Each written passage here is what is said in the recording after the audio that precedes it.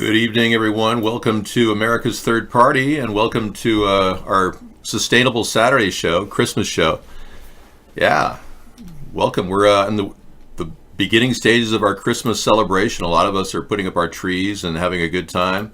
Some of us are going to parties. I passed up a party tonight to do the show, so if you understand why we do this, we do it against all odds. And as much as I like to party, I'd rather be here, frankly. Yeah, it's kind of one of those things. When you do something on a regular basis, you want to keep the routine going and don't drop the ball. And that's how it's been for 11 years since we started. Amazing run that continues to go on and on as we continue to try to raise awareness for a third party. And now tonight I featured the Paris female, yes, Miss France 2020. Let me show you who that is. There she is.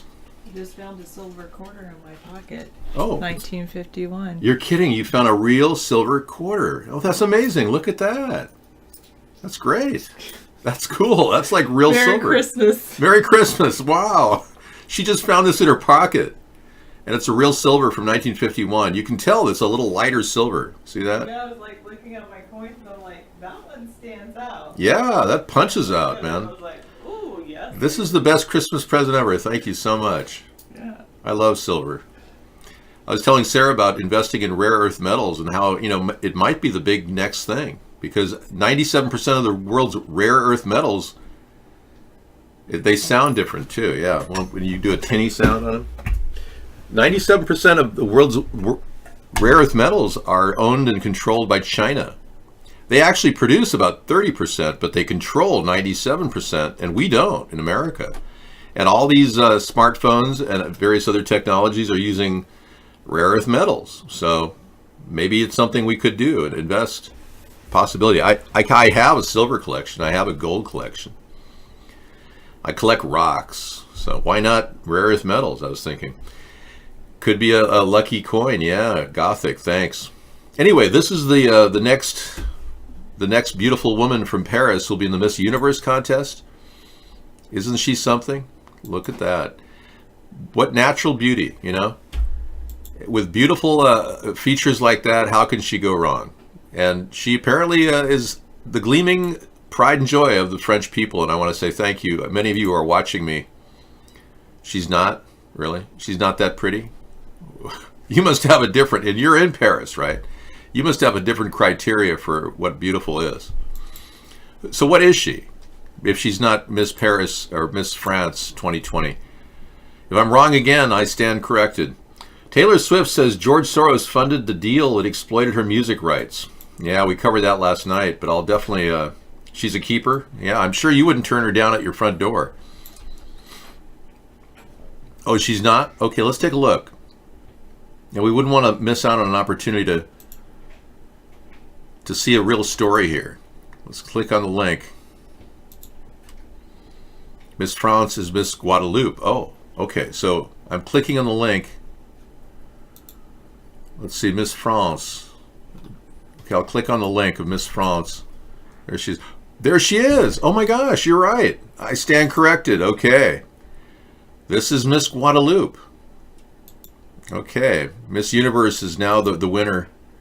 Miss Guadeloupe, right. I think you're misunderstanding me. I was speaking only of the beauty of women. If Miss France 2020 wants to step up, that'd be great. All right. Oh, there she is. My goodness. Taylor Swift says George Soros funded the deal that exploited her music rights. Now, we've talked about these Illuminati puppet women, and many of them have no idea what they're getting into. And Taylor Swift seems like a woman who is was very innocent when she first started. Didn't you get that impression? Scissorfight said that anybody who says that first woman was not pretty is a homosexual. So Medraw, you would be a homosexual. Okay. I'm not saying that you are. I'm saying you would be. Especially if you increase your soy in your diet. That would make you more gay. But as you know, Sustainable Saturday is about talking about mindless stuff. Entertainment is part of it. But also building tiny houses and coming up with solutions for a low-cost living. So you love Taylor Swift because she loves cats? Well, there you have it. Now you have a real eye for beauty because Taylor Swift is clearly a beautiful woman. Pop singer Taylor Swift called out Democratic billionaire George Soros during her acceptance speech for Billboard's Woman of the Decade award. On Thursday, Swift took time to discuss her battles in the music industry as she was being honored as the first ever recipient of the award. During her speech, she blasted Soros for funding music executive Scooter Braun's deal, which bought the rights to her music. I heard about that, and Techwalla was telling us about Scooter Braun. We need to look at him as a possible weirdo. He's on the weirdo list, yeah. So definitely Scooter Braun. I'm open to hearing what Taylor Swift has to say, but again, there's no live video of that, except right here, which we now will listen to. After I was denied the chance to purchase my music outright. Wow, denied the chance to purchase her music. Can you believe that? I feel bad for her. Well, I mean, just drive in there with a Cybertruck and that'll be an instant success for all of you. Okay, Taylor's having a little moment, a verklempt moment. She's just checking herself. She'll be back as soon as we queue up here. The Prince Andrew, I didn't party or do PDAs, is pictured doing plenty of both at parties, wild parties on the French Riviera. He looks a wee bit sweaty, too. The allegation that Prince Andrew doesn't have sweat glands because of a terrible war injury is also taking precedent now as we wait for Taylor to queue up. My entire catalog was sold to Scooter Braun's Ithaca Holdings in a deal that I'm told was funded by the Soros family, 23 Capital, and the Carlyle Group. Yet, to this day, none of these investors have ever bothered to contact me or my team directly to perform their due diligence on their investment. Right. On their investment in me, to ask how I might feel about the new owner of my art. Wow. The music I wrote, the videos I created, photos of me, my handwriting, right. My album designs. Wow. I feel bad for her. I really do. And Taylor, if you're watching, you certainly can call in at any time tonight, 707-YOUR-ATP. We'll talk to you about your feelings. Betrayal from the Illuminati, that's what it is. And I'm sure Taylor Swift is all too keen and aware of what's been happening around her. When she was catapulted to fame, many of these people actually think that they own these people. And it's not too unlike this type of behavior, which is typical of the Illuminati or the New World Order behavior, where they think they can buy everybody. If she's going to change her name, then I think that would be a pretty powerful move. It'd be like what Prince did. Prince, the man formerly known as the artist, now formerly known as Prince. Now he's formerly dead. Well, I certainly hope that this mindset it can be countered somehow. I mean, we all know what happened to Britney Spears. It's really tragic, and Taylor seems like such a strong woman, and I'm really impressed with her. I don't think this past year, prior to this past year, I was impressed with her, but her music now, Remain Calm or Be Calm or something, that's a really good song. I like that. I like the backbeat. I like the way she kind of raps through it. She's really talented. Anyway, getting back to the other Illuminati person that was probably groomed as a Disney child, like so many. Christina Aguilera went to the Disney camp of child grooming with Britney Spears. They started as a Disney girls, much like other Disney characters are starting their careers. But check this out.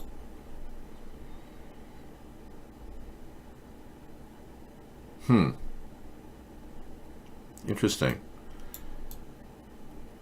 I'll be darned. I have yet to have this problem before. Okay. Then don't check this out. Yeah, I'm drawing from files that seem to have been damaged, I guess. Yeah. I thought I had the file right in my hands, and I'm like, wait a second. You've had a rough year. You've had a year that would test a lot of people. Mm-hmm. Illness in the family. Mm-hmm. A breakup.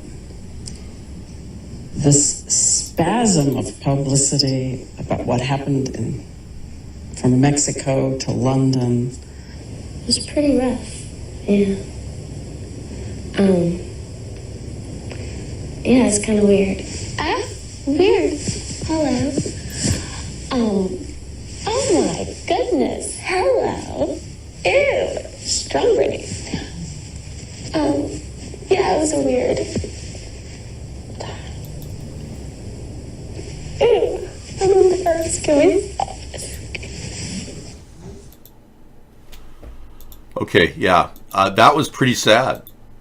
And when you think about what the mindset of these people like Katy Perry and others, they're clearly being groomed. I mean, in the case of Britney Spears, 2 different handlers had to go to court over her estate while she was being, in transit during her mental health time when she's seeking mental health. Right. And these women are being manipulated, and Taylor is onto this now. I'm really liking what she's all about now. I mean, I've turned my mindset about Taylor Swift around completely. I don't think she's some sort of an Illuminati puppet. I got to tell you, I think there are Illuminati puppets that have come out of the woodwork talking about their situation. We know this has been going on for some time. Illuminati puppets, as in women groomed for the act of bringing men in, underage women, like the ones that work for Jeffrey Epstein. These are the things that we have to talk about. It's topical stuff. And we're not going to have a happy Merry Christmas until we get to the bottom of the corruption that really exists under the belly of our political system that we have today. Yeah, I've got a video here from Jeffrey Epstein. See that? That was where he talked about his body part. Yeah, so welcome everybody to America's Third Party. We're going to try to talk about the Trump impeachment thing a little bit later in the show because it's been ongoing and it's going to continue to go on. It's been watered down extensively, the whole impeachment process. Only 2 counts. I expected 5 counts for impeachment. They only put together 2, poorly assembled. I'm not impressed at all with what they did with the research on the Russian collusion. I thought that was weak. I also felt that Mueller didn't fulfill his job. He delivered 448 pages of tripe as far as I'm concerned, and no new information that came out of the 9% redacted files that were supposed to be published. It's like they don't even care. And I believe that the case against Trump has weakened because Pelosi pulled the plug on it. That's my take. Let's look at this Illuminati sex slave I was referring to earlier. Watch this.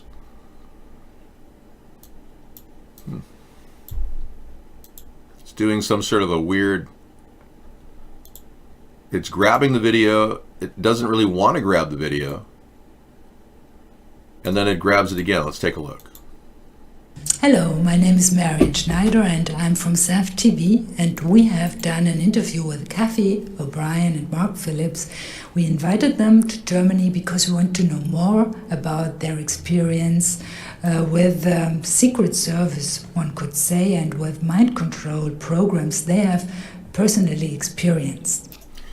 Now, their video file was altered. And he goes on to talk about how his video files shrunk. If somebody went in there and pulled video out of it to try to doctor it, because apparently they touched on some subjects that were pretty heavy. And we only have the audio of it. We don't have the video of it. It's very strange. His entire file was shut down almost. But this is Mark Phillips and Kathy O'Brien. They both worked together. She allegedly claimed that she was molested by Bob Hope when she was a 7-year-old girl. And he came in as a handler to try to help her after her traumatic experience. She also claimed that Gerald Ford molested her. Kathy O'Brien's on record saying that. But then they found this young woman who is very beautiful. This is the host. Right? She's not quite young, but she's beautiful, I guess. But here she is. Social engineering. It's social programming, the way people believe that they need to be. And I believe personally that if people could be themselves rather than what people are told to be, then people would become free. They would have trust in each other again. And fear, I would say fear from religion, from social media, is what is controlling most people. Wow, she said a mouthful there, didn't she? Fear from social media, fear of rejection, fear of that's big. Fear of losing your face among your family members. I mean, she was a Mormon girl. Not that Mormon girls are brought in like that, but they found her and her beauty very attractive, and it brought out the possibility that she could be used, trapping a person of older age with an underage minor in a sex act. And that leverage is what many people believe is behind the Epstein control over various politicians.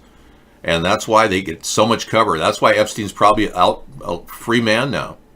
Very likely. But anyway, back to her. Let's listen more to what she said. Or they damage themselves physically. They can be very sexual people. You will notice where there's whites around their eyes. Their pupils will be very dilated. Some can be very suicidal and will kill themselves. And when these behaviors started to come out, some of these behaviors, my dad became frightened that he would be exposed in what he had done, using me as a slave to do his work and sexually abusing me. Wow. See that? They got rid of her face completely. They blacked out her video of her saying her father had sexually abused her and then groomed her for this role.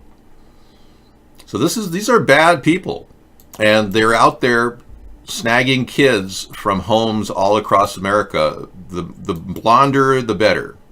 They're going after the blonde, blue-eyed kids as their primary focus. And this is because in the world of that dark world of pedophilia, those are in high demand. Now, one of the largest cities of this type of behavior going on right now, just the human trafficking of children, is Los Angeles, California. I just found this out last week. LA, they say, is like, you can call up these numbers. When I say they say, the news that I heard, the news clip that I heard said that there are numbers that it's like a pizza delivery system. Pedophiles are calling up kids all over the place because LA is so filled with money. There's lots of money in Los Angeles, and people make money on their houses. They have extra $1 million from a house they sold, and a lot of these people are like, they just grew in that house and they turned into this fat trust fund baby, and then they became this pedophile. I'm sure there are people out there in LA right now that way. So LA's become a very dangerous place for kids, and again, our government should take a focus on Beverly Hills, the Me Too problem. We should have an 800 number for people to report this type of behavior. And if we don't have an 800 number where people can report it, we'll never know what's really going on. The Beverly Hills police ignored 50 women who called up and said that Harvey Weinstein had raped them. They just parked it in the file and said, this is all the way back to 2007. The women had claimed they were raped by Harvey Weinstein. Now, 3 people claimed in court, and they all settled out of court or was thrown out of court. Harvey Weinstein's prevailed. He had a $25 million settlement in the newest one. Just to get out from under it, the women said, okay, I'll take the $25 million. But how many other women are going to come out and talk about what Harvey did to them, and how many of them are going to go to Gloria Allred or somebody else and generate a suit that'll turn into something? Harvey may be spending the rest of his life in court, because it can pop up again and again and again. How much planning is going into this snagging of children and the using and what Epstein did? Apparently there's a network of pedophiles that's so big in the U.S. that they've lived under the radar for the past 50 years, and there's strong evidence that they may very well have cover at all levels in the FBI. There was a group called the Finders that were located back in the 1990s, and they were discovered in a random police search. They had all these kids in a van, and a couple of the guys were hauled in, and they couldn't come up with any proof of the kids' ownership, And then they eventually found mothers that had signed off their kids' rights to these people. Well, our government, instead of arresting these people, they released them. And they were clearly treating the kids poorly and horrible conditions. But this group of people, the police said, were like a cult. And it's like a cult of people that work in the shadows, stealing kids in vans all across the nation. Now, the only reason why I'm bringing this up is because the numbers are staggering. 55,000 kids a year in America are being stolen from their homes, and we never see them again. In the UK, 100,000 kids a year are stolen and never seen again. So this is a serious problem that cannot be ignored. Now, Sacha Baron Cohen, thank you, Scissor Fight. Sacha Baron Cohen actually sent all the details of a sting operation that he had going on. You know, Borat? Not. He played a rich oligarch coming to Vegas, and he approached the concierge at the Vegas, the president of the hotel, and said that he wanted to procure a child. Yeah, and then the guy actually said, "Sure, we can get you whatever age you want." Blah blah blah. And then so Sasha was shocked because he was playing a character of this rich oligarch pedophile, and he basically created a sting, which wasn't even a sting, and then he handed over all the footage of everything he did, and the FBI did nothing. Cohen says his show nearly helped the FBI expose a pedophile ring in Vegas. Well, that's nice, but there he is. Yeah, he revealed this Gio Maldonado character he'd filmed in Vegas, the hotel concierge that broached the subject of Harvey Weinstein's sexual assault cases. He went to extreme comedy, claiming his character had molested a young boy, and the concierge didn't react as anticipated. We thought the guy would leave the room, recalled Cohen. Instead, the concierge stays in the room, and I go, and listen, you got to help me get rid of this problem. And this guy starts advising Gio how to get rid of this issue. We even at one point talked about murdering the child, and the concierge was saying, well, listen, I'm really sorry. In this country, we can't just drown the boy. This is America. We don't do that. And Cohen went on to explain how the concierge offered to connect him with a lawyer to silence the boy, and that wasn't the end of it. His character next inquired if the concierge could fetch him a date with the boy. It went on, and the FBI did nothing. They never arrested the concierge or anything. So sex slavery is rampant. They say that human trafficking is a $150 billion industry. Hi, Pitora, welcome.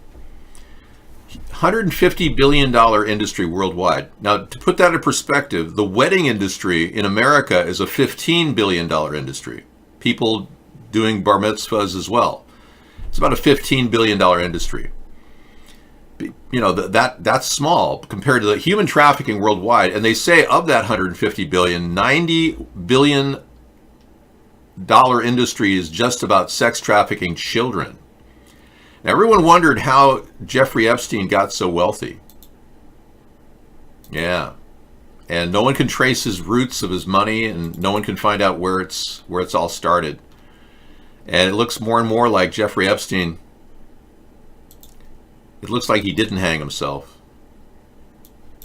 If you don't believe this happened, you're a conspiracy theorist and a domestic terrorist threat, according to some people. But it looks more and more, even Michael Batten said that there's no way he hung himself. And I take it one step further. I say that he not only didn't hang himself, he got off, and he's still alive. He was seen 20 days after he got out, or died allegedly. He was seen 20 days after on this photograph, looking up from a drone, hovering over St. James Island, right after Hurricane Dorian hit. That's serious, folks. This means he's still out there. Now, we looked at the photographs again and again, compare the noses. Just don't match. The noses don't match, and the ears don't match. And we played this on almost every show in the past few years, or a few months, I should say. But it's just ridiculous how the only person who ID'd him was his brother. And his brother could have easily said, oh yeah, that guy's my brother. And then knowing full well his brother got out and got escaped to Jeffrey Epstein's island. It looks to me like there's serious evidence that this guy's out there again. So why is the government not detailing the search? Why aren't they going in with skip loaders on St. James Island? Why aren't they going in with the cadaver dogs on St. James Island? Well, because they're complicit. The FBI's in on it. Yeah, there was no DNA test. Michael Bowden said there was no DNA test. Good point, yes, 6600. And you know the photos they found of Epstein at his location back in 2007 when the FBI came in? Some of them were put out there on the internet by some people that knew Epstein.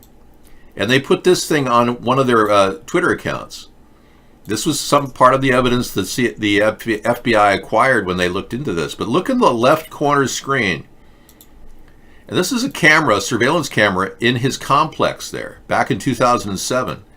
And if that doesn't look like about 6 or 8 girls sitting there on buckets, I don't know what does.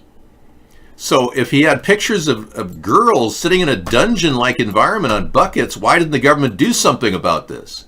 And that alone is enough to open up a new investigation of the island to look through everything. As president, I would order that immediately. I would go through with skip loaders. We'd have a crew of 100 people out there digging that whole island up and find out what's in it. But no, hands off completely. The FBI and the New York PD want no questions asked. A couple of cops are missing now that were supposed to have guarded him in his cell. It looks to me like an absolute utter cover-up. I don't know how anybody could think otherwise. So tonight we got a little video on Jeffrey Epstein. Oh, it's when he talked about his body part. Yeah. Would you raise your right hand, please? Yes. Do you solemnly swear the testimony you're about to give will be the truth, the whole truth, and nothing but the truth, so help you God? Yes, I do. Could you please give us your name? Jeffrey Epstein. You know, I don't want to profile this. It's just a cheap shot. That's the kind of guy who can get away with anything.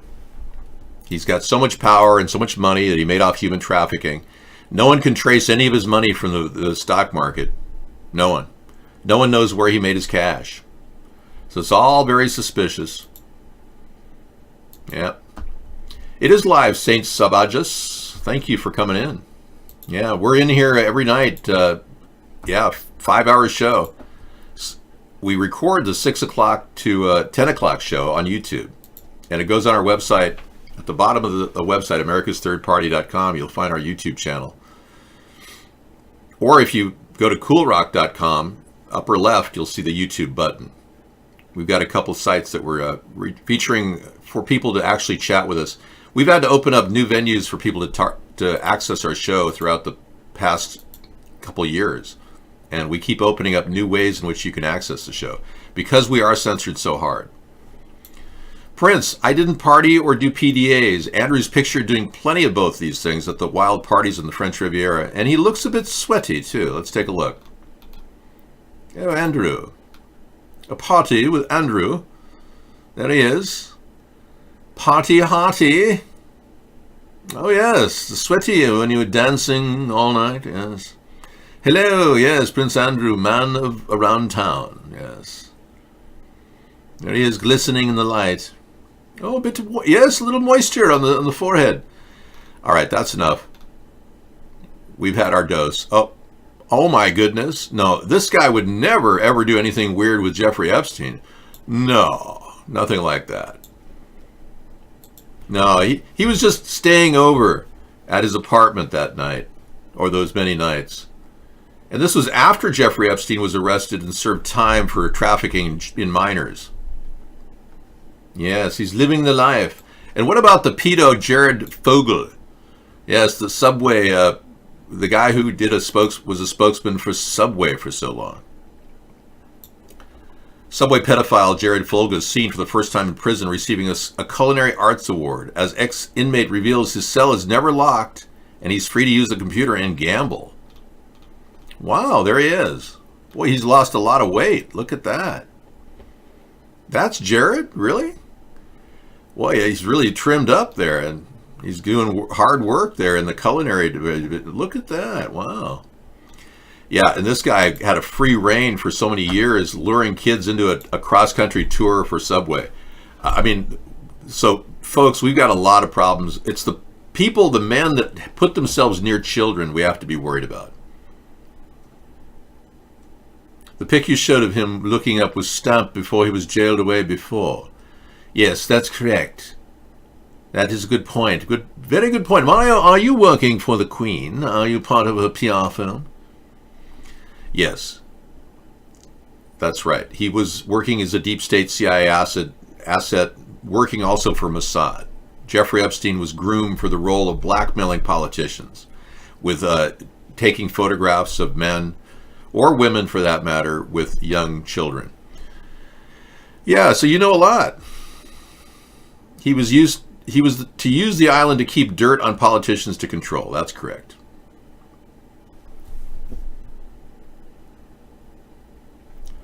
Mario Starr says that Manson was an agent of the CIA, according to Mario, who kept fear in the hearts of the populace to willingly give more tax dollars without blinking an eye for a prison state. Very easy, yeah. Mario, you're very intelligent. I appreciate you coming into the show. I like your input. Not to say I don't like Badger Waxer. 2 bologna sandwiches a day, yeah. And Chatroom Celebrity, I'm not sure what you're referring to, the frying pan or the 6-inch Subway? Okay. We're having some fun, I guess, on this Christmas day. We're not Christmas yet, though. We've got, what, almost 11 days to go. The Subway guy, yeah. Your bologna has the first name, really? What do you call it, Little Elvis? You know, I don't like bologna. I can't stand the product. Sarah convinced me it was a bad product. I used to eat it when I was a kid, and man, she's got an eye for silver, I'll tell you. She found this silver quarter. It's amazing. It's worth more than a quarter. Yeah, it's probably worth, I'd say $86. Yeah, just by the weight alone. I'm not sure what a quarter is. I think you got 3/4 in 1 ounce or something. It's like 1/3 of an ounce, maybe $6. Okay. I don't want to look at Jared's face anymore, so I'm going to pull that off the screen. Oh, there's all kinds of pictures of Jared here. We could actually do the show about Jared today. But then you'd get all, hungry for a Subway. You heard that Subway's offering sandwiches for $2.50 right now. Did you hear that? Is that still going on? There he is, 6'2". He weighed 210. There he was in his early days, and then he had that youthful appearance, and then he went on a tour. And this guy served 8 months alongside Jared, and he was released recently, so he talked about being with Jared. This is him arriving as a spokesman. Jared getting out of the car. Okay, I don't really think we need to focus on Jared tonight. And this is a little bit much, having to look at this type of behavior from a prince, no less. Yeah, I think we're done there. Oh, there's more. Oh, yeah. Party hardy. Oh, and look at those eyes. Aren't those the eyes of the demon, the red eyes of the demon? Those demon red eyes. That happens with a camera sometimes, You get the red out with certain cameras, but you can't help but see the red eyes in that one. How dare you? How dare you? We saw that with Greta, too. The red eye thing. Yeah. Weird. Person of the year that can't even read properly. She reads the script. It's so funny, when we played the speech last night of her reading the script, she actually looked down before she got the word, how dare you? It's pretty funny. Oh, more. Oh, look at this. I've definitely seen sweat here. And that's love. Love is a many splendid thing. The dude in the background, yeah. Who doesn't want to talk about the dude in the background? That guy's going, man, I'm partying. This is cool. I'm with the prince here. This is good, man. Anyway, moving on. I see a bit of sweat oozing out of the prince, and it did seem like he was sweating in that interview, I must say. The Duke. The Prince of Andrews squirming during the hour-long grilling. He wanted to give his side of the Epstein scandal, and he did all right.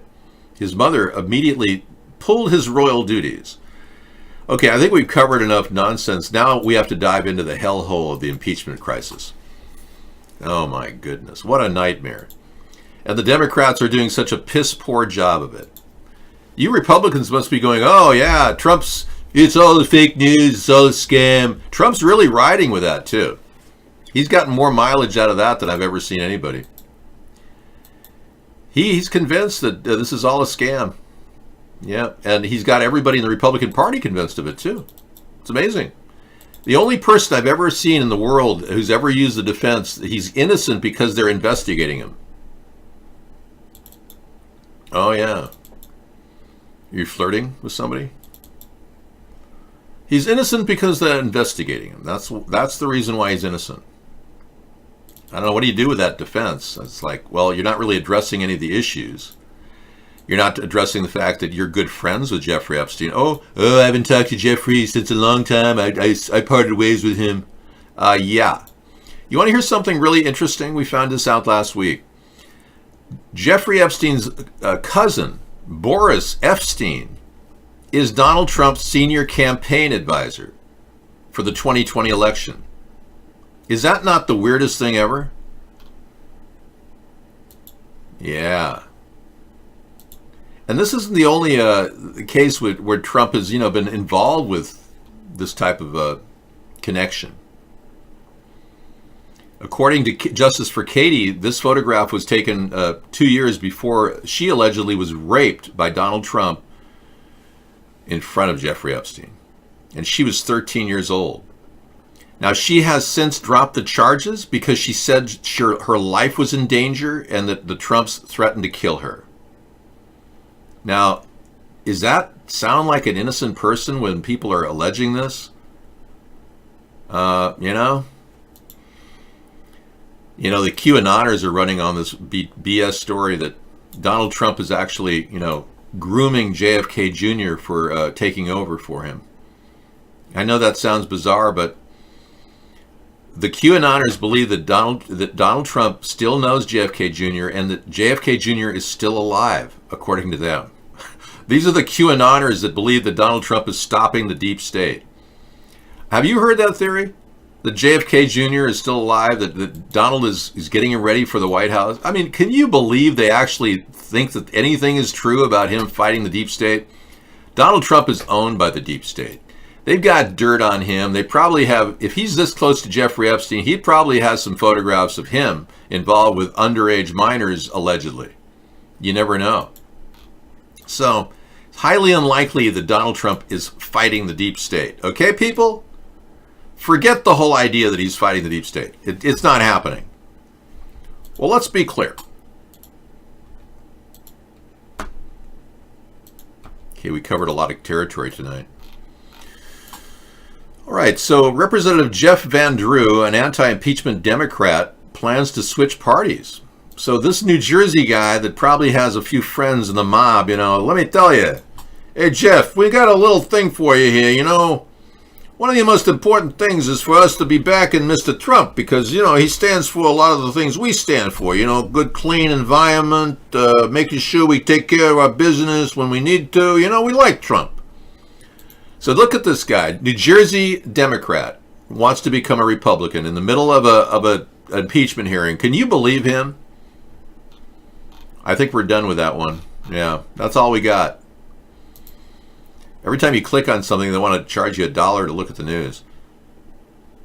Is a trap being set for Trump in the Senate trial? Yes. And it's a good trap. I'll tell you why. All they need is 3 votes, the Democrats, from Republicans to go with a secret ballot. That's all they need. They just need 3 Republicans, maybe 4 with this guy flipping. Well, let's be clear.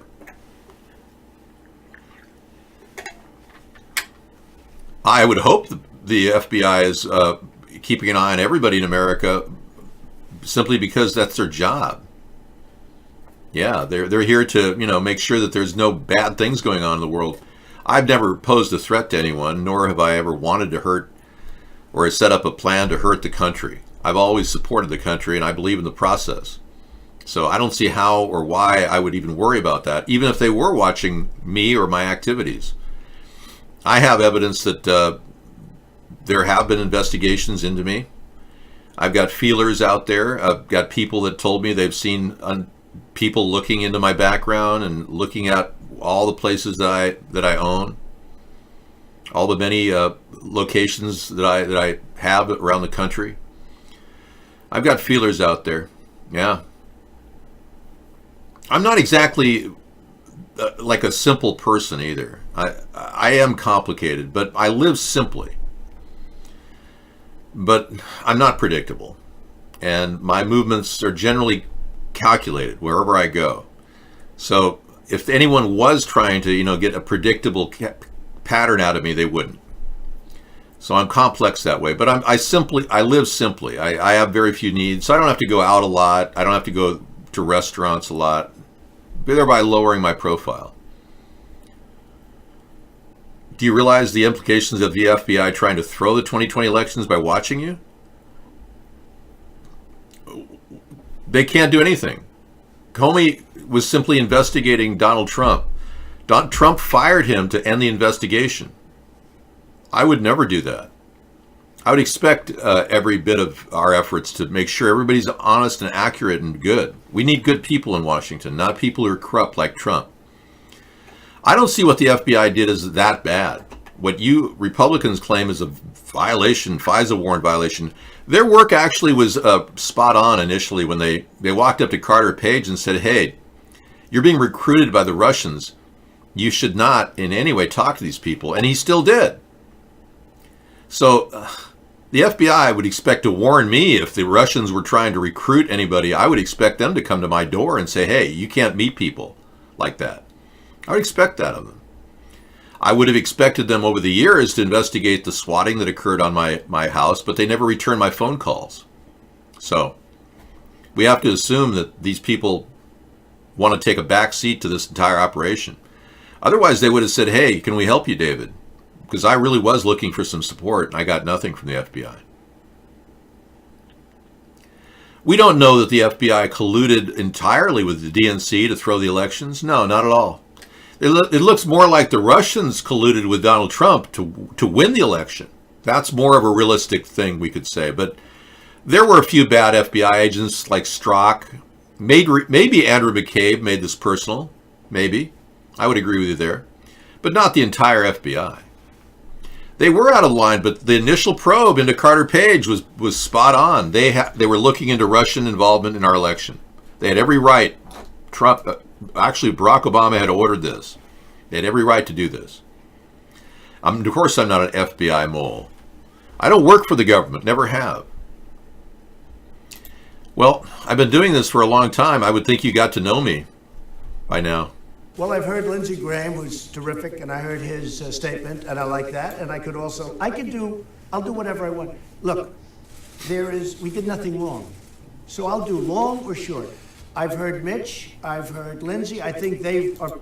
Okay, let's talk about Mitch and Lindsey for a second, okay? Yeah, look at this. Mitch McConnell. Where does he get most of his money? Well, his biggest donor was not a sanctioned Russian oligarch. Mitch McConnell wasn't getting most of his money from the Russians. However, he did get a lot of money from a Russian oligarch. According to this story, Len Blavatnik, working with Russians, directly gave him money for re-election. He works for Oleg Deripaska, the person that is linked to the tapes that Nastia had on Donald Trump. So Mitch McConnell is deep in it. He's got up to $3 million from Len Blavatnik. And when he talked about Mitch McConnell, he also mentioned Lindsey Graham. Well, Lindsey Graham got money from the same guy, this guy. That's right. Lindsey Graham, a Russian oil money and campaign finance scandal. So both of these links show the connection between this guy, Blavatnik, this oil executive, and Lindsey Graham got up to $3 million as well. So they both received up to $3 million from this guy, Blavatnik. Now that's enough to cause this country to go, wait a second, the Senate can't possibly have a fair hearing. Donald Trump is getting all his tips from Lindsey Graham and Mitch McConnell. I'm yapping about this. That's what I'm talking about. Whoops, sorry. Wrong one. That's my XSplit video category. Look at that. And take a look at this. If this isn't the biggest scandal ever, and the media won't even cover it.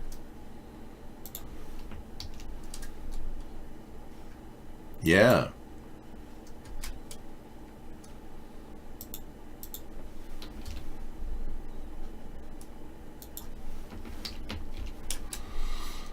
And there's another one. Check them both out. These are the links I keep putting out on Twitter, but I don't know if they're even going through. Hey, another drag queen has molested a child. Can you believe this? Trump has done nothing to stop this ridiculous parade of drag queens at every library in America. What could he do? Well, the Supreme Court said that even members of NAMBLA can meet in the children's section. It's hard to face a Supreme Court ruling like that and say, oh yeah, well, transgenders can't do this. Donald Trump could put an armed guard at every single public library if we wanted to. I heard last week that a preacher was arrested for praying right in front of the transgenders as they were doing their little show. But this is a place where people are grooming children. In Texas, at an elementary school, it's a common thread of a drag queen story hour event. This guy has been arrested with a child. Another sexual predator has been found grooming children at a drag queen story hour event in Texas, this time at an elementary school in Austin. David Robinson, whose drag queen name is Miss Kitty Litter ATX, reads stories to children at the Black Shear Fine Arts Academy on October 7th. The school district apparently knew about Robinson's record as a sex offender before allowing him to speak to the children while cross-dressing as well. Can you believe this? Robinson told school librarian Roger Grape that he feared he would not pass a background check because the guidelines for submission automatically disqualify me if a deferred adjudication of prostitution is considered a conviction. So I don't know if it's ethical to submit, according to internal documents within the school. Oddly enough, he was allowed to speak to the children. The Austin Intermediate School District assured parents that Robinson was properly screened despite his history as a sex offender. The reading was scheduled at 11 a.m. An Austin school on the other side of the district featured a drag queen who put makeup on children all day, despite not being licensed to do so. It's the most liberal city in Texas, Austin is. It's now a vanguard for the pedo acceptance movement. In October, they approved a new sexual education standard called Dream Scenario for Pedophiles that give children pointers on how to perform anal sex and encouraging them to get abortions without their parental consent. I don't know, man. I think the federal government needs to be called in to Austin, Texas. It's just crazy. Here, read this story and weep. This is bizarre. You want an accomplishment? The trade deal between U.S., Mexico, and Canada still hasn't been fully signed. A new budget for $1.3 billion on the border. Yeah, no, that's the only thing that Trump did properly this week was extend the debt ceiling. No, I don't believe any of those stories you're saying, simply because Trump hasn't built the wall, which is my idea, by the way, the 1,000-mile fence. Yeah, could you believe that? And look at this story here, Max. I think you sent this to me originally. Okay, you've got a couple of links. Let's go to Soros.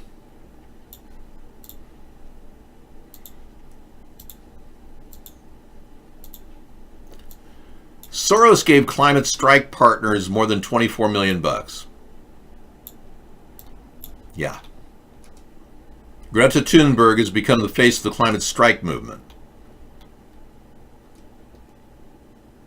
Now, there's a conflict going on between the Soros-supported climate strike people and the new Green Deal of Ocasio. They don't support each other. It's interesting. Both are completely untenable. The idea of cap and trade legislation has already been dead in the water for about a decade and a half now. But people keep pitching it like it's the way to go. Carbon point trading, so that's the way to stop pollution. There's no evidence a monopoly game like carbon point trading is going to stop pollution. And isn't it ironic that none of those people talk about chemtrails? the very thing that's spraying in the air above us, on a daily basis. When we look up in the skies, we wonder, gee, what are these lines across the sky? Do. This is what America stands for now. Do. Yeah, so what are they doing, and why is Greta not able to talk about it? Greta never talked about chemtrails once. Oh, that would be weird. How dare you? Or something to that effect. We've got to talk about it. The fact that they're spraying us everywhere, and we see it all over the place, heavily down in Los Angeles, up here in Washington. And how come Greta doesn't talk about the actual garbage waste that we have and how to get rid of that? I'm all about innovation. I would love to be able to clean up the skies and fix a lot of the problems in the country through innovation, but I didn't hear anything out of her mind. Meaningless technical solutions. I mean, come on, the woman doesn't really care. She's just a puppet, and she's been put out there to promote this BS story.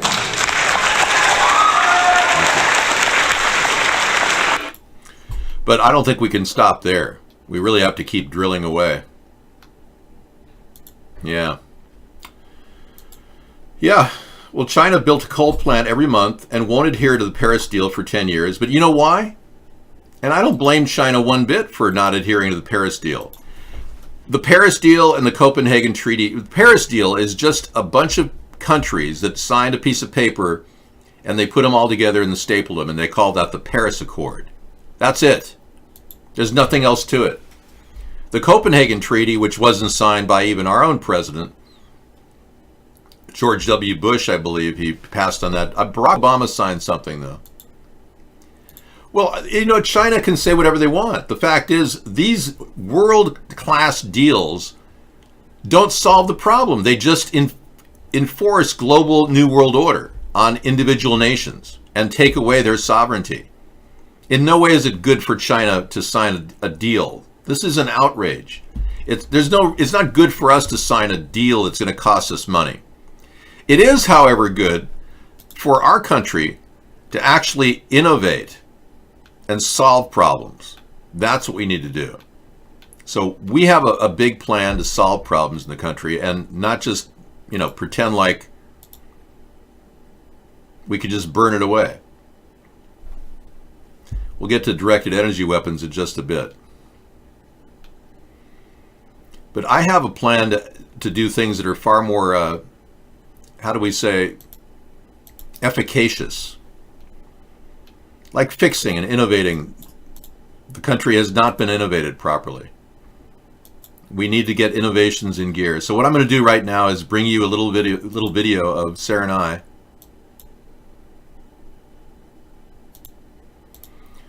where we can talk about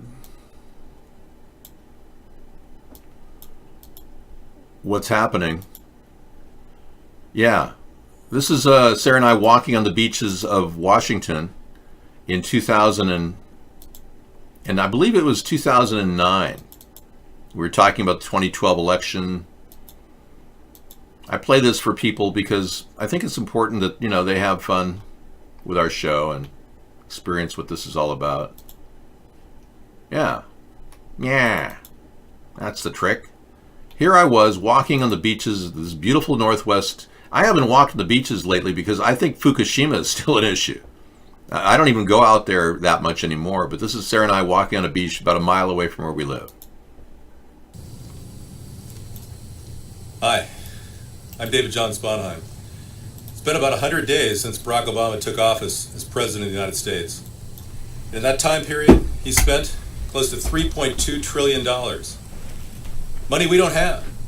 Money we won't even have in the next 10 years. And I'm beginning to think that he's not the guy for the job. And if you agree with me, and like many Democrats, I left the Democratic Party because Barack Obama didn't really come across as an honest person to me. So I suggest you vote for me in 2012 as an America's third party candidate and begin changing this government from the top down. Bring honesty back to America. Bring honesty back to politics. And that's what I think we can do. So join us and visit us every day at Blog TV, blogtv.com/people/America's Third Party.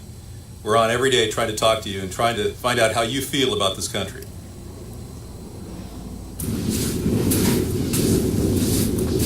We're walking along the beach here in Washington, and it's so beautiful. And like I said, this is the environment we want to protect all around the country. But the problem is, we've got a president named Barack Obama who spent the last 100 days spending money we don't have, money that our children and their children don't have. And we're wondering what the heck is going on. Well, I can tell you one thing. I can manage this country a lot better than Barack Obama. I'm David John Sponheim. I think the key is to actually find the waste. Now, Barack Obama said he's going to find $2 trillion in waste. I want to see him find that waste before he starts spending our money. And I can guarantee you I could find that waste, and then I'll direct that money to jobs, green tech jobs. With a 6-week to 6-month training period, everybody could be working and getting a good job, good employment, good living wage. So let's get this country back on track. Let's get out of debt and improve our environment. Because that's what it's all about. Hi. You're probably wondering where our country's going. I know I am. It's going down the tubes. Our country is in bad shape, and we've got bad leadership right now. The American people chose a politician, not a leader, with Barack Obama. They chose a man that told them what they wanted to hear, not what they needed to hear, and not what we need to do. Barack Obama has no experience in business. He clearly is running this country into the ground, spending way too much money, $3.2 trillion within the first 100 days. That's a big mistake. I believe our country is in dire shape. I believe the economy is getting worse under Barack Obama, and these past 100 days have been the worst anyone could possibly have imagined. Barack Obama has spent close to $3.2 trillion within the first 100 days. This is a terrible mistake, and I believe we need to move in a different direction immediately. I want to find the waste in this government and get rid of it, and then build up from there. I don't want to start spending money we don't have. So I urge you to vote for me in 2012.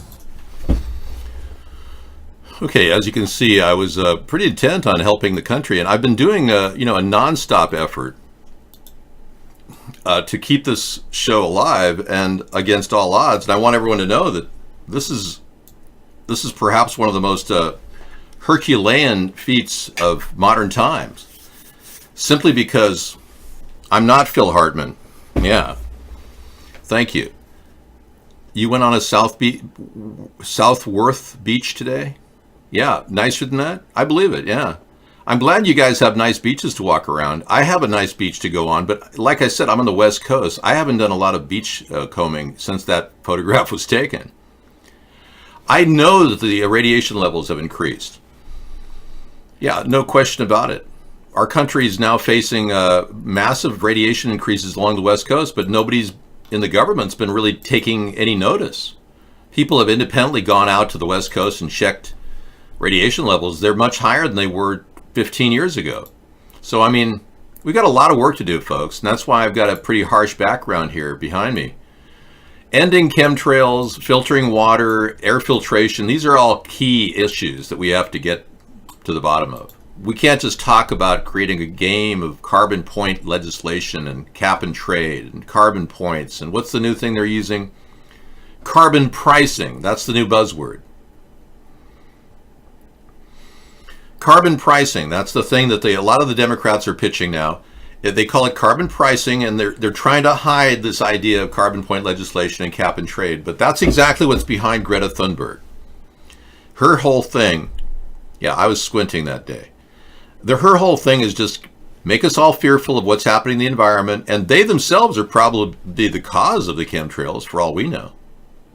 You don't know? I mean, that green shirt was hot, yeah. I still have it. I had to turn it around. It got really faded. I actually wear it inside out now. Hello from Sweden. We have a question for you. Why won't America have a mandatory military service? You have a mandatory military in Sweden, it's effective. But I believe if America would have it, our country could even be more powerful. Yeah. I don't think we need a mandatory service in America. In fact, I'm thinking of getting rid of the selective service system because we're not going to need a draft. Not anytime soon. No, there's no reason to think that we'd need a draft at all. I mean, when you think about the abilities our country has to defend itself with automated systems, unmanned aerial vehicles, the coming robocops, I don't think we're going to need any large population of men to go risk their lives to defend ourselves with. Yeah, the idea of conquering and dominating an area is obviously a failure now. I mean, look at Iraq. We didn't solve that problem. I have taken a Geiger counter to a cell tower. I know it's pretty bad. Yeah, it's terrible. There's a lot of radiation, field radiation out there. I noticed some of these things around every city in America in the past summer. I was driving around the country. I drove about 10,000 miles. And I saw these all over the place. What are they? And I still can't find out what they are. There's no evidence that these are lights. They appear to be some sort of a transmitter. So I've never been able to find out what these are, but I'm still anxious to find out if they are lights. I've got to go drive around the ones that are in Seattle to see if they're on at night to really know. But no, I don't sleep in a three-piece suit. Of course not. But I do have a lot of white shirts from doing the show for 11 years. No, I still can't find out what they are. The record is not clear as to what they are. But they're positioned every 300 feet like a 5G transmitter. But there's no way of knowing if that's really what they are. They're like multiple domes with a central transmitter on the top, kind of like a satellite. No idea what they are. Hey, Ping Ching, what are you doing? But they're in every single high-trafficked area across the country, and they've been put in over the past 7 years. Lasagna Larry, thank you, man. You came in because I'm featured, saw my YouTube channel. Excellent. Well, I guess we have a daily show, whether you like it or not. We're going to be here as a fixture, building this third party for the upcoming election. But you probably all know that there's a lot of censorship going on in the mainstream media on YouTubers. And we're still trying to comply with all their regulations. We just got a strike on our account for showing you video evidence of a false flag. And something that happened in the UK a while back. We had a strike on our account because of it. Very disturbing. And we were showing you credible evidence of a person getting up after they allegedly got killed. I can't do that. They don't want that on YouTube. They can't handle the truth on YouTube. They can't handle the truth. So Soros is funding all the climate carbon point legislators big time. He's put $24 million a year into this. Funding for Greta was in the $24 million range, just so you know. And out of that, she gets time of the year, woman time of year, which is kind of bizarre. No one really can understand the mindset of a country that caters to the lowest common denominator. Yeah, a girl that has a really bad attitude problem. No, I'm not making that up. She really does have a bad attitude problem. She admits she has anger management issues. But that's more than enough evidence to me that there's something wrong. This is all wrong. She should be in school.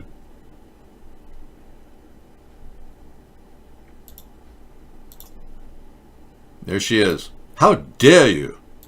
Just an attitude like that is just so, bad. It doesn't breed love and caring for humanity. It breeds this, it's all the fault of you boomers. It's all your fault. Ping Ching, you know that you're to blame for the climate problem, according to Greta? It's all the manufacturing in China. She didn't say that, but she might as well. Ping Ching's in the room. I guess you enjoyed talking. It's freedom that's been given you.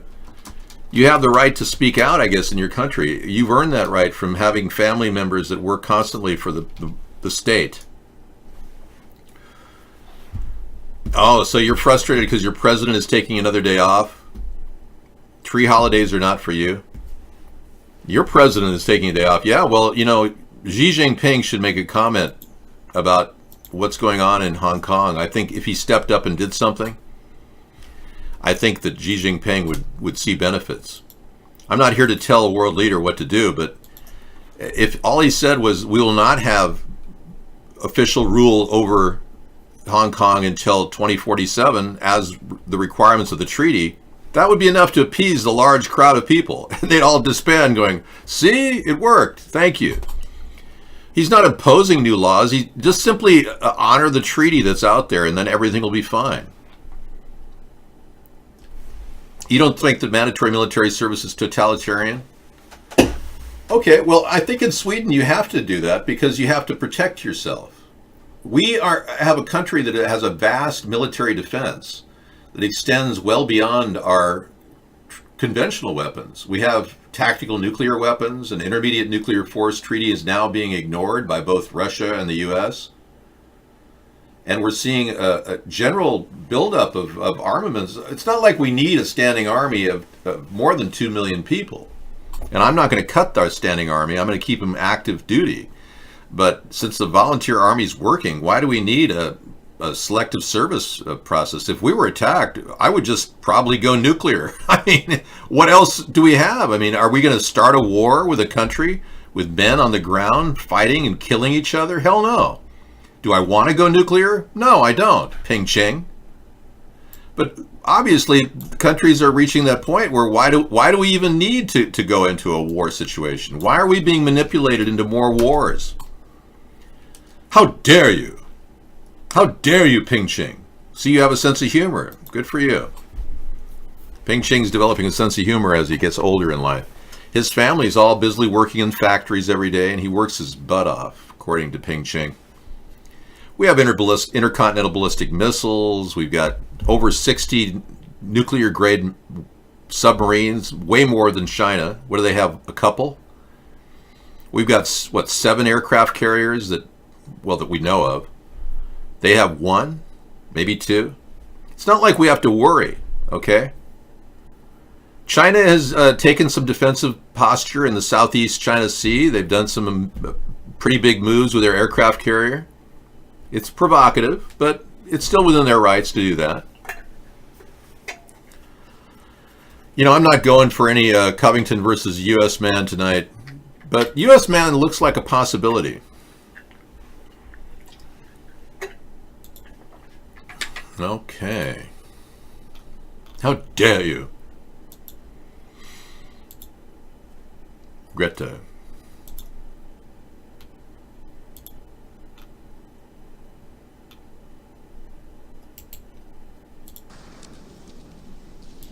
This is all wrong. I shouldn't be up here. I should be back in school. Now, watch what she does here. This is what gets me. She's Person of the Year. And watch what she does in this particular scene. I'm going to slow it down for you so you can look at it. I did this the other night. It's kind of interesting. The other side of the ocean.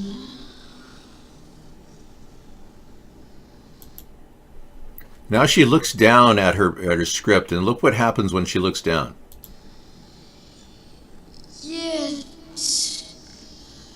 you'll come to us young people for hope. How? Now she looked down when she looked at the word hope, and she got her next script line. People for hope. How dare you? She got her line, how dare you? And that's been the biggest success all along, how dare you? Don't you think that's the best line of it all? And she had to read that off her script. That shows you how completely inept this young person is. I think she's inept. I think she's being exploited. And I think her message is one of cap and trade carbon point legislation, which, by the way, has only stretched 13% across the world. This idea of cap and trade, carbon point legislation, only 13% of the countries in the world want to even sign on to this. And it's only the poorest ones that won't even be affected that want to sign on. So this is a plot by the very wealthy people that have polluted the entire world for the past 50 years to somehow make us pay for their problems. That's what's going on. We're now supposed to pay for their problems that they created by dumping chemtrails in the skies. Chemies in the skies, do. This is a real photograph, yeah. That's a chemical dump in the skies taken above, a drone flying above it at a certain altitude.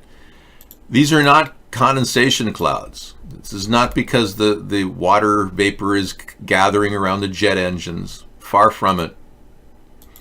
These are chemtrails. They're stored in canisters on board planes. They are deployed off of these canisters, and up to 7 planes can fly without even a pilot.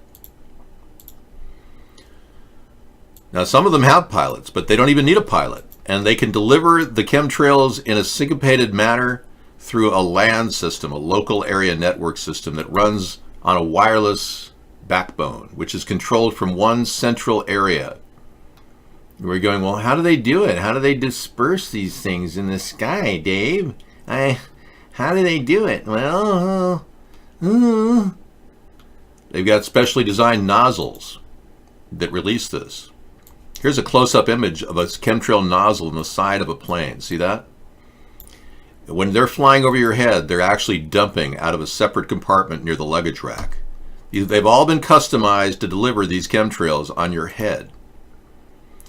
Chemies in the sky, do. Okay, I hope you understand what I think about Greta. I don't think we need to force our kids into a disciplined environment. No, I think kids need to have structure. I agree with you there, Matt King. But putting them in boot camp only creates a bunch of degenerate psychopaths that probably hate their commanding officer. You know, I'll tell you something about our boot camp. There's a reason why the Marines around the world are feared more than any other military operation.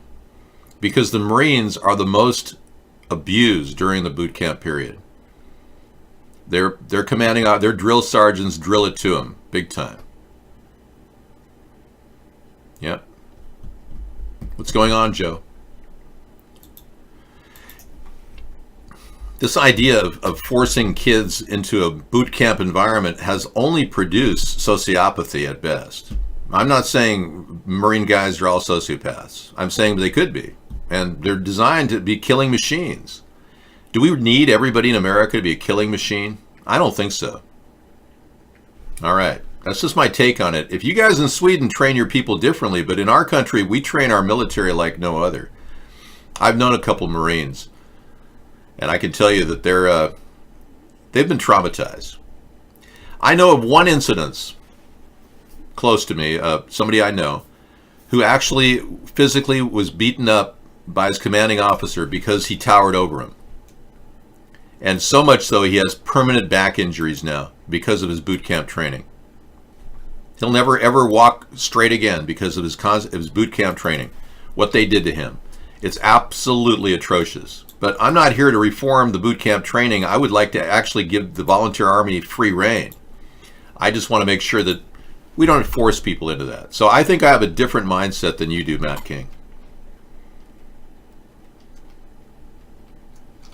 Yeah, I don't have, I had a bad night's sleep last night. Yeah, I did. And I'll tell you why. It kind of comes down to where we went today. Yeah. Sarah was invited to a climate conference. And she said she was going to go to this climate conference and visit these people who are promoting carbon pricing. Yeah. And last night I went to sleep with the notion that she was going to go to this climate pricing conference. Just a few people gathering, that kind of thing. But it disturbed me so much that I had to do recycling at the same time. It disturbed me so much that I didn't even feel comfortable sleeping. I was like pissed off. Because number one, these Democrats are all over the place. They're like pushing their agenda like a cult in my area. They're called burn tards. And their agenda is ClimateGate. So basically, I lost sleep last night over ClimateGate. The climate change supporters who keep pushing their ClimateGate agenda. I'm serious. Now, when she told me that she wanted to go there, do I know any members of the U.S. Army? No, I don't. I've met a few in the past, but I don't know them personally. No, I know mostly Marines. My father and mother were both Marines. I've grown up around Marines. But I can tell you that they are such an innocuous group that it forces themselves upon people. It's almost like a cultic mindset.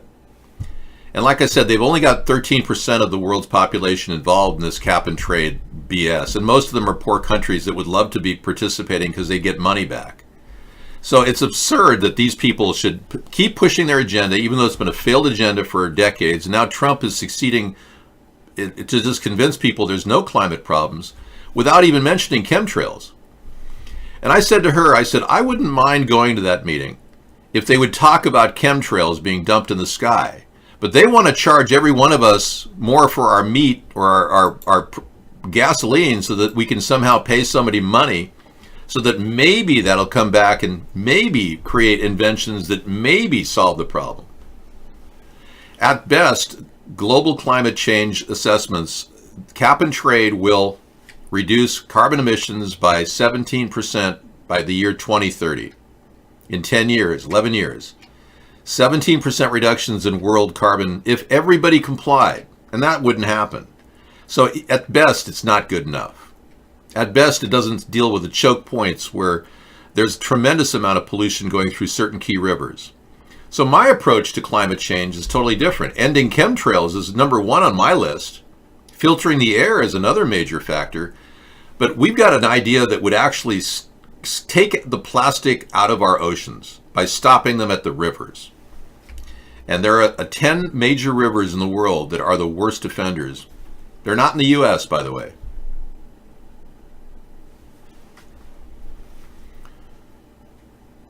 Yeah, see, that's ridiculous. You have no firearms. Your people are trained in the military, but you're not even arming your own people. Yeah. So you did mandatory service, had touched a gun. You know, in America, we have a much more wide open frontier than Sweden. You have a homogeneous population that's inviting illegal immigrants into your country.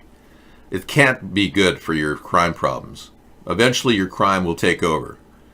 So you're in a situation where you're doing the opposite of what we're doing. You're starting with socialism and moving toward capitalism. I've been studying your economy a little bit.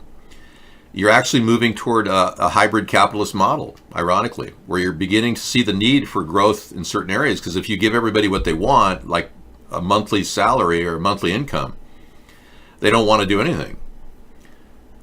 Sweden was contaminated by Chernobyl for 30 years. I didn't know there were direct contamination point. Thanks for telling me. They're screwed along with Germany, yeah. Well, this immigration problem is not our problem, it's yours. So, but yeah, I only had 4 hours sleep last night. It was terrible. I went to bed at I was in here moving files because I had this hard drive issue. And I was moving files till 3 in the morning, went to bed at 3.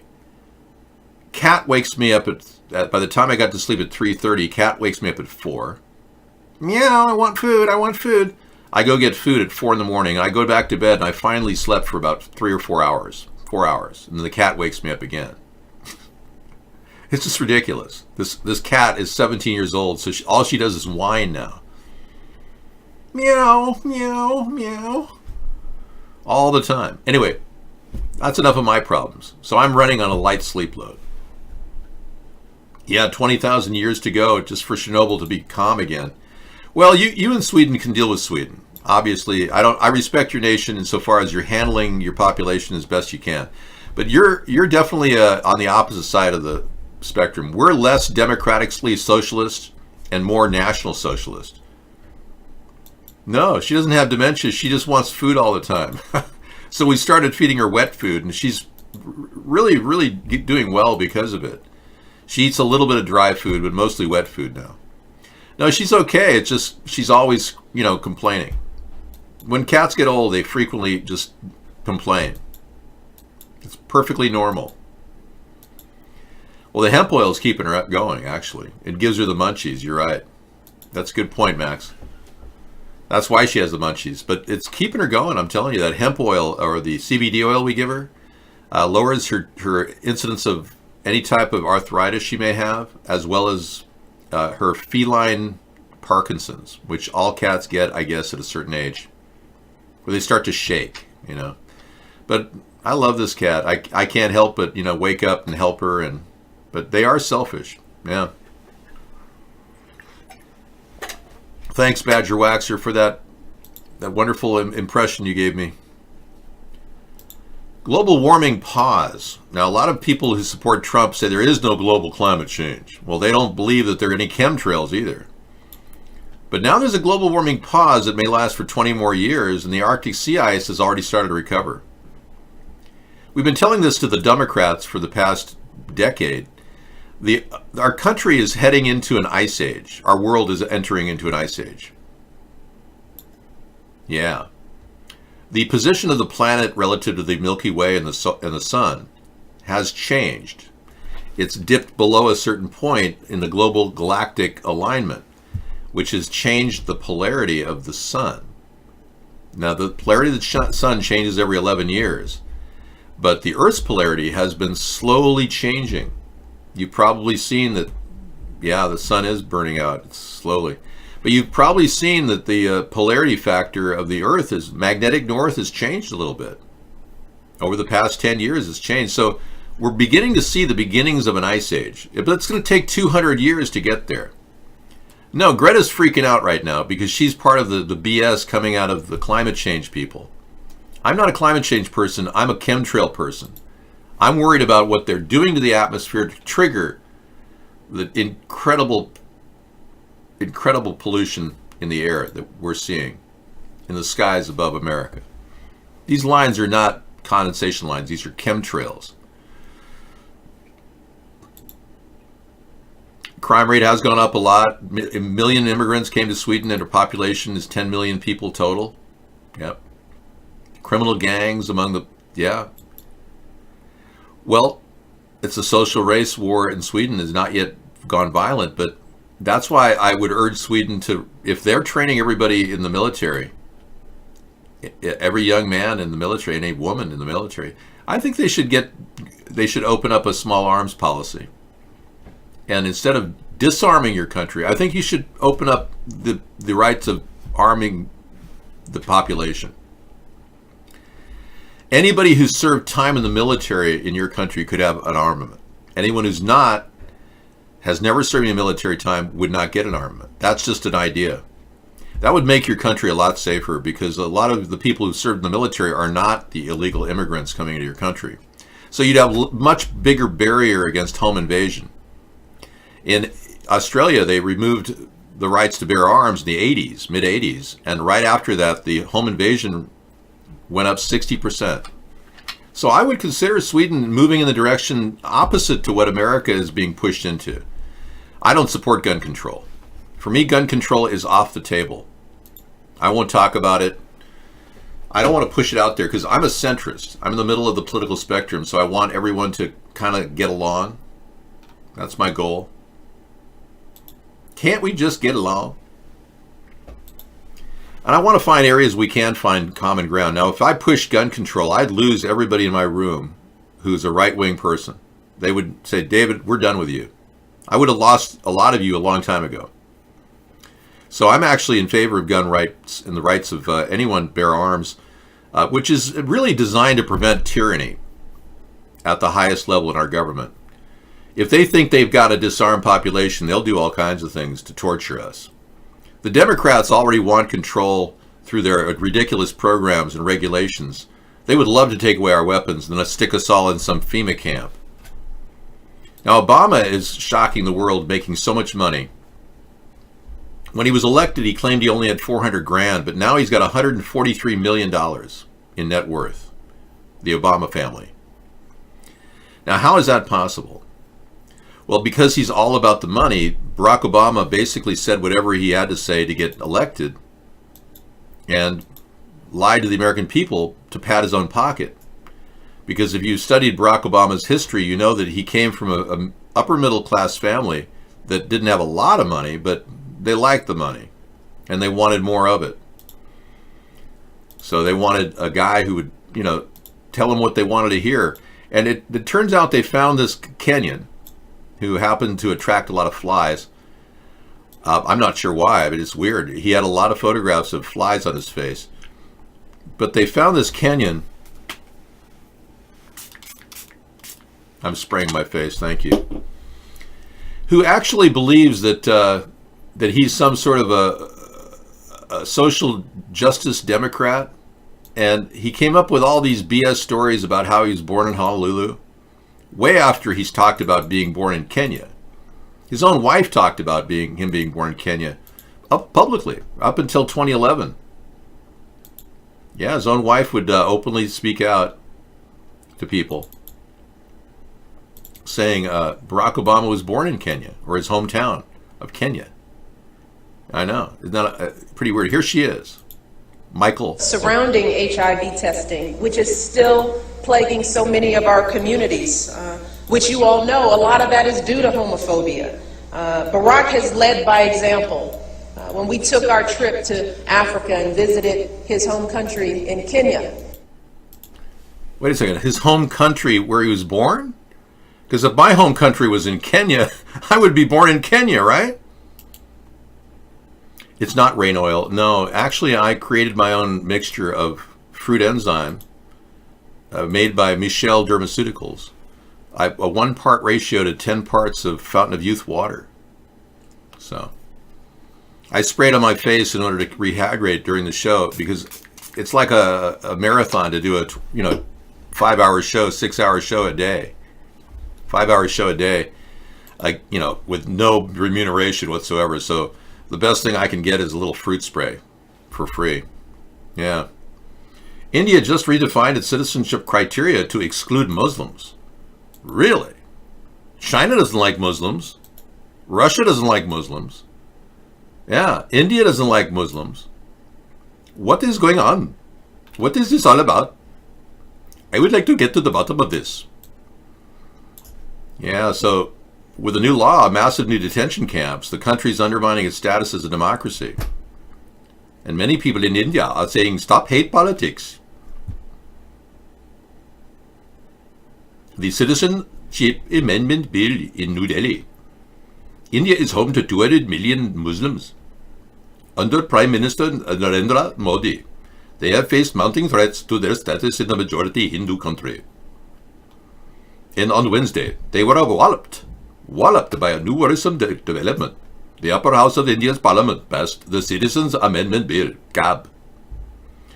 Well, this is pretty weird. I'm not here to talk about foreign politics, but that's an interesting reversal. So apparently Muslims are creating fear in all countries because they're rapidly growing their population, and they're becoming a veritable threat because of the way they live. The Sharia law, this, that, the other thing. Hey, you want to know what I think about Mitch McConnell? Let me tell you. Mitch McConnell is receiving money from Russia. The very fact that he said that he's going to be working directly with Trump, and then Trump deferred back to him and said he wanted to work directly with Mitch. I mean, come on.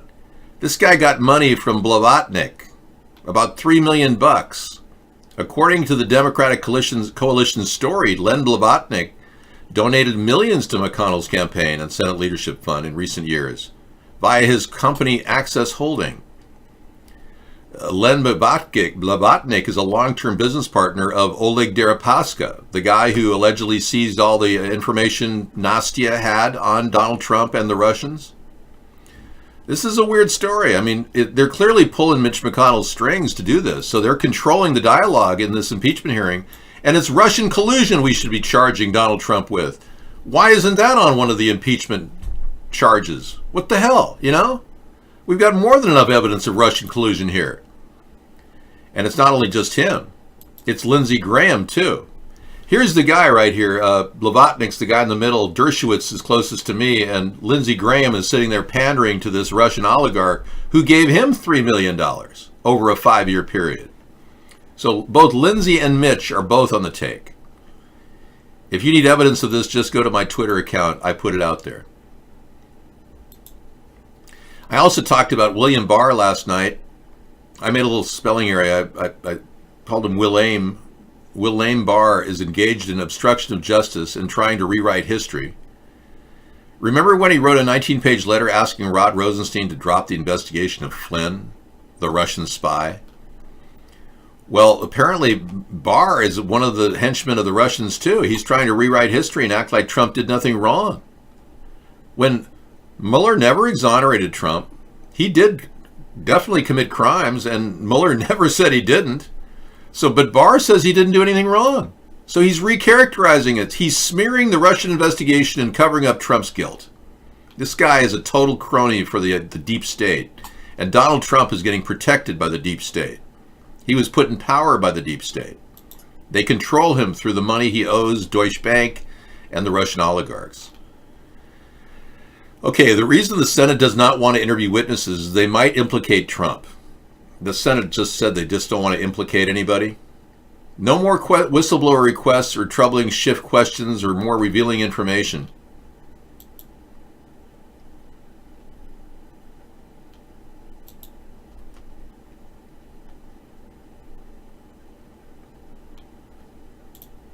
They're saying they don't want to actually question any witnesses, the Republicans. You have been listening live to the House Judiciary Committee giving their opening statements as they debate the articles of impeachment. A long night of fiery and passionate commentary. The headline tonight, a House divided. Clear division along party lines as the possible impeachment of President Trump hangs in the balance. This, of course, just one step in a long process. Devin Dwyer is outside the hearing room. Devin, for those who didn't have a chance to hear all 41 members in their entirety or are currently not listening as they continue on right now, I'm going to ask you to just give us the cliff notes. Yeah, it's still going on, Lindsay. We're, I think, just about 90 minutes from the end. This is basically open mic night here in the House Judiciary Committee. This is the last chance for each of these members to have the floor uninterrupted, 5 minutes each, 41 members, as you say, to debate the articles of impeachment. Well, there should be more articles of impeachment, in my opinion. Like I said, this is a pretty fallow argument the Democrats are running with, especially considering what Donald Trump is saying Joe Biden did. You know, the quid pro quo that he committed. I agree with the Republicans that Biden looks dirty as hell, too. Yeah, all of it. That's why I'm a centrist. I'm right in the middle. I don't trust either the Republicans or the Democrats when it comes to all this bribery and money from Russians. We know that Hillary got money from the Russians for the uranium deal. We know that Biden got money from Burisma, the Ukrainian company. We're talking about uranium and Ukrainium. Yeah, Ukraine. Mitch Colleen and his drug dealer wife did not deport to stingy, greedy China. Okay. I got you. Don't know what you're saying, but I got you. Here's Mitch McConnell when he bragged about blocking Obama for 2 years and then laughs about it. This guy is Moscow Mitch.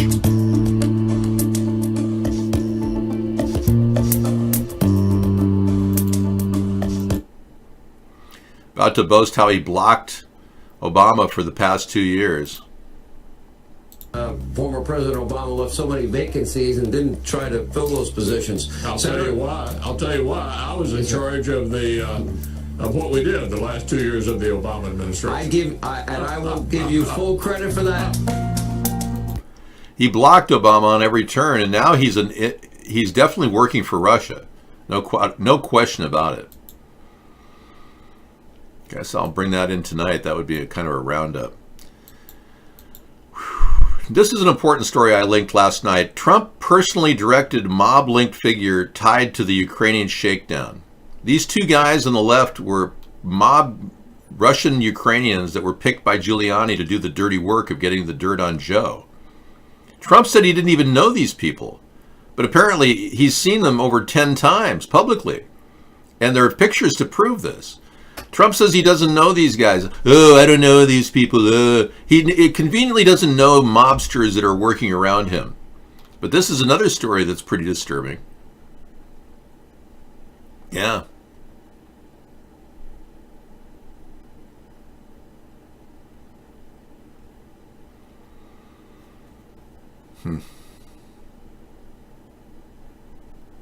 And we also know that recently Giuliani, he was implicated in a statement he made. This story is another one I posted.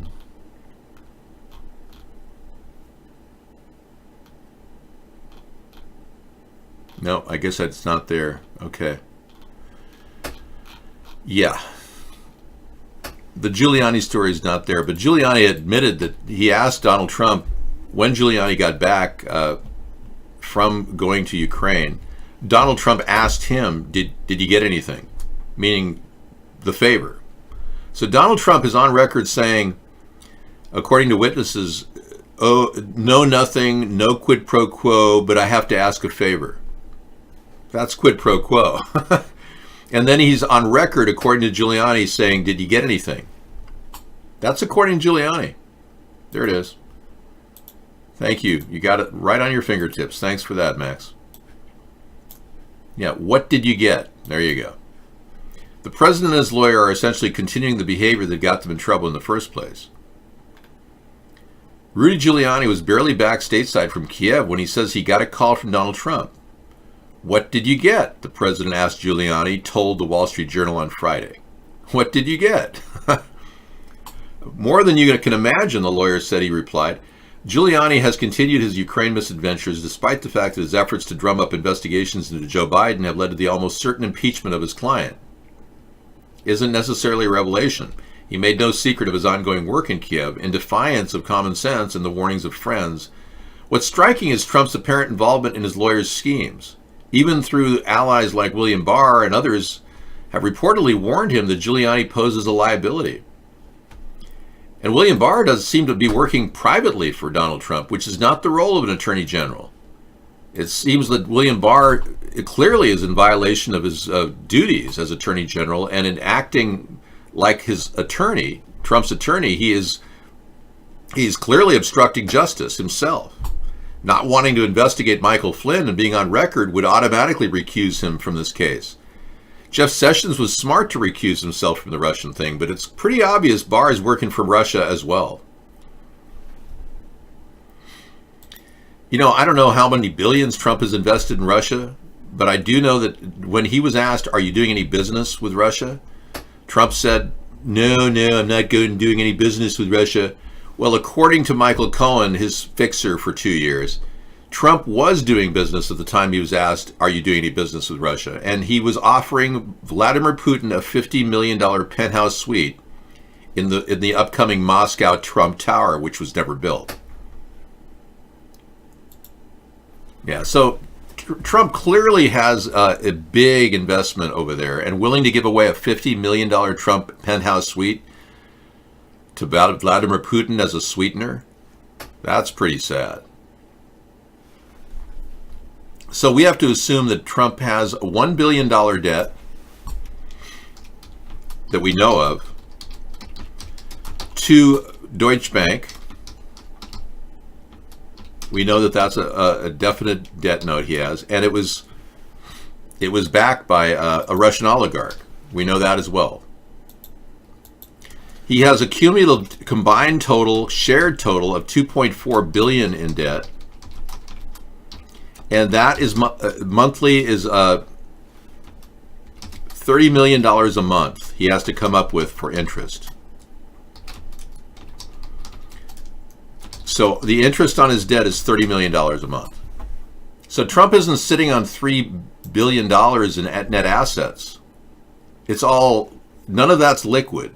He's riding on a debt, an expanded debt that he grows with the leverage that he uses with his properties that he got from his dad or bought recently after he bankrupted various corporations. Global debt has surged to a record $250 trillion in the first half of 2019, led by the US and China. That's an interesting stat.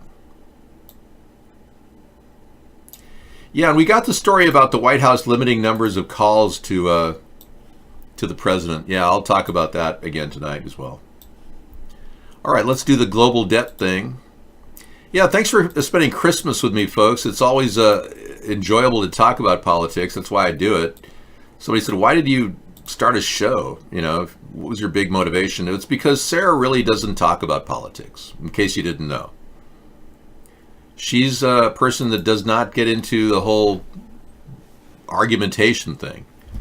And I realized that in order to keep my life going, I had to talk about politics. So that's when I started my show about 11 years ago.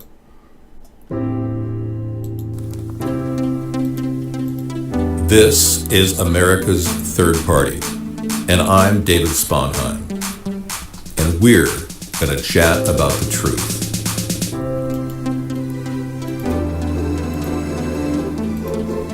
So join us nightly from 5 to 10 p.m. and encounter interactive virtual chat like you've never heard before.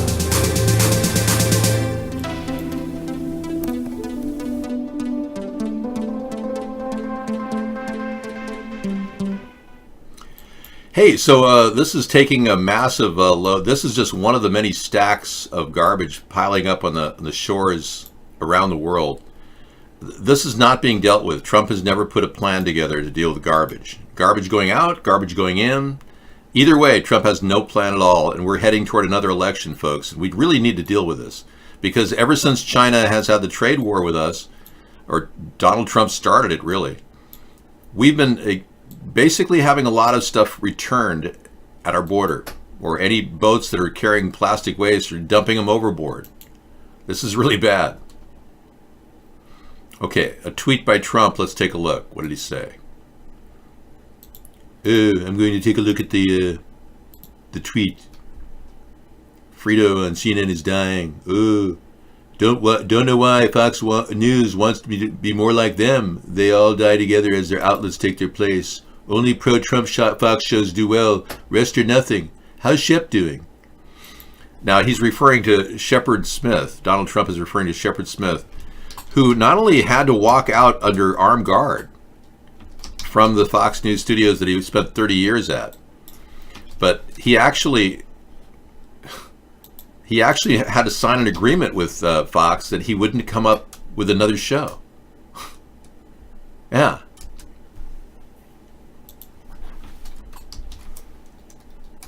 He's not making any appearances. He doesn't want to talk about anything.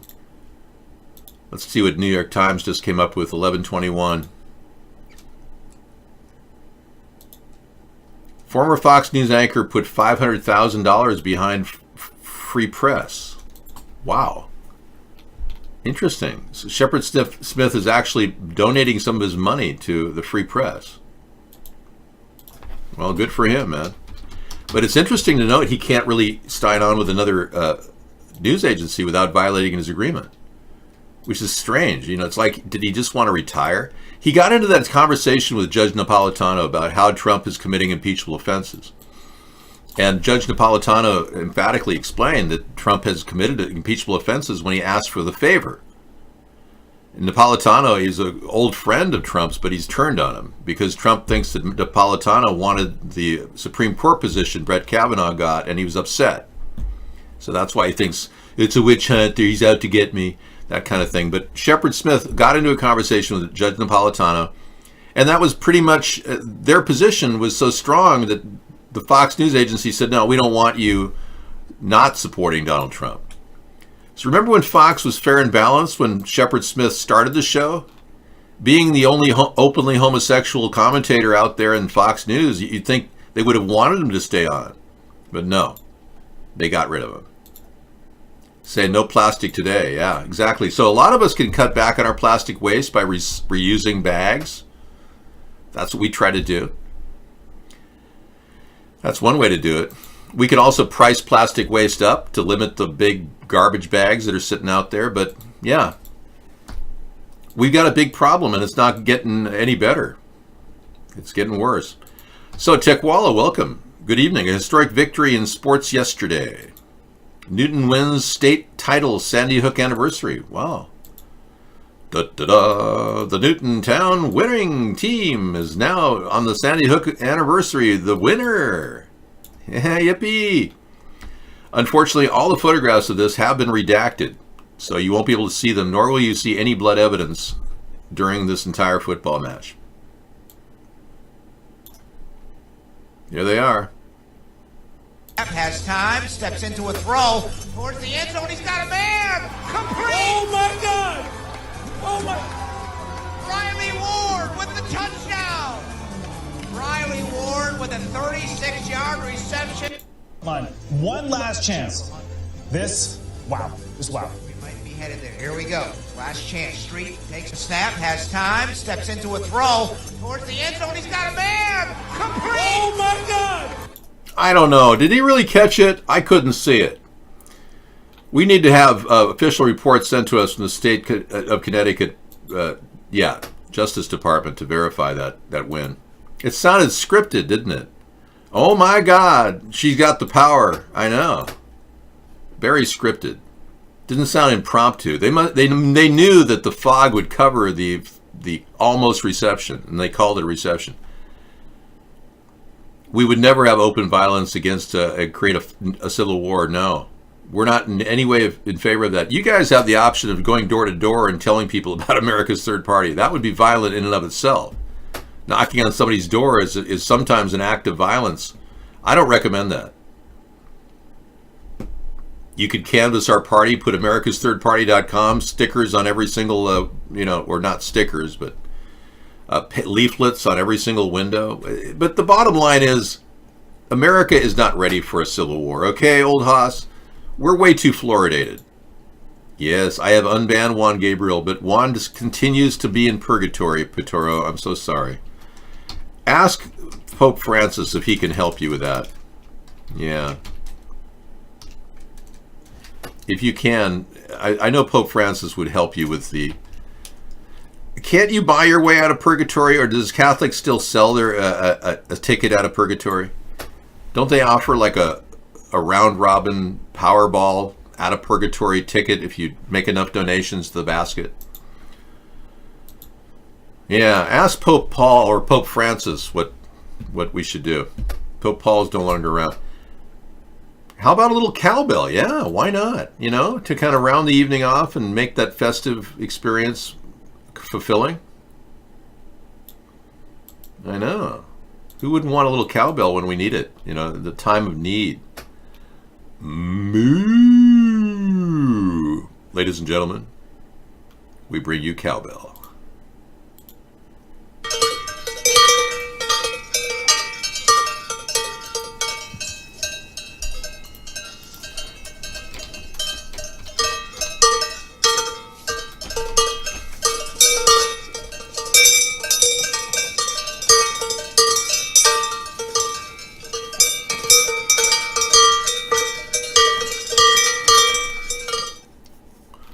Okay, we will now go to Juan Gabriel as he approaches the pearly gates of heaven. He's reaching out to St. Peter, and hopefully he'll gain access now. St. Peter, are you ready to let Juan Gabriel in? No, not yet. Let's listen to just a tune out of the famous singer Juan Gabriel.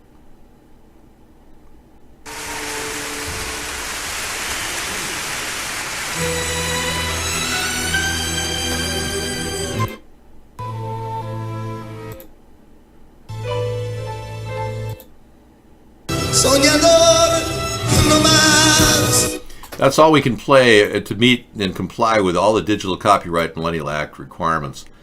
Anything more would be a violation of the Juan Gabriel Telecommunication Act of 1999.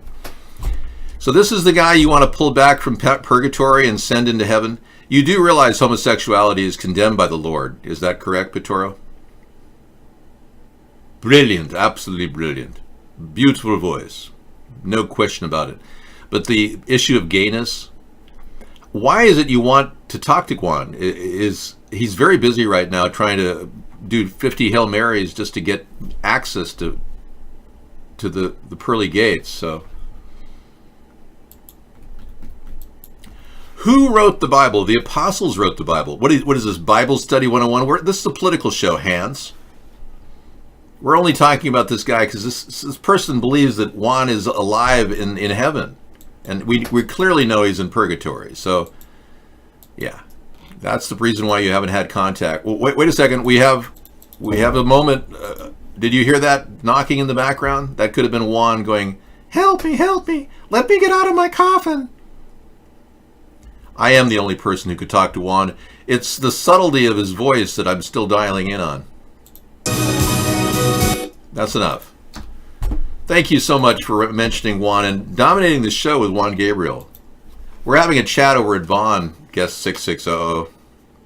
Hey, if you want to check out both of our chat rooms, we've got coolrock.com. If you open up both chat rooms, you eventually can open up your open-upper. If you connect with your connector, eventually you connect. What would you like to ask Juan? We'll give him a quick shout out just while he's in purgatory, begging for forgiveness. Any questions? Favorite colors? Your new connector connects. My show is international. Yes, we feature an international dialogue with people all around the world. Many people don't realize how important that is. And we have a special sample for all the MGTOW people, men who've gone their own way and want to have a girlfriend. This robotic girlfriend is a potential young lover for all of you. I know, it seems almost too good to be true. She's ready for you. Yeah, she's very excited and self-lubricated. So you won't have any problem getting to know her, if you know what I mean. Wink, wink. They perfected the self-lubrication technique using 1 tube of KY jelly. It's very, very discretionary. I'm kidding you. It's a joke. No, I'm not into robot women. I'm not into robot sex, or whatever the hell they call it. It is the White House. I believe it was Barack Obama's decorations. You remember the day he ordered 47 pizzas from Comet Pizza? Excuse me, $47,000 worth of pizza from Comet Pizza? It was a day before the trees went in. So I don't know, maybe they were involved with some of the Comet Pizza kids. Who knows? I've never tried robot sex, but I'm not going to compare it to the real thing, okay? Do you mind? This is getting very personal. I think we should pay homage to Greta, being she's such an inspirational person. That face of hers is just, gosh, where did she develop that face? I mean, that's got to be the weirdest thing I've ever seen. Look at her face and how it contorts into this angry girl. Everything she says is angry. It's like, how dare you? And then she wins the Person of the Year. This is the inspiration to all the children in the world. It's wrong, I tell you. How dare you? You're not a child. You're a boomer. Positioning. Aligning.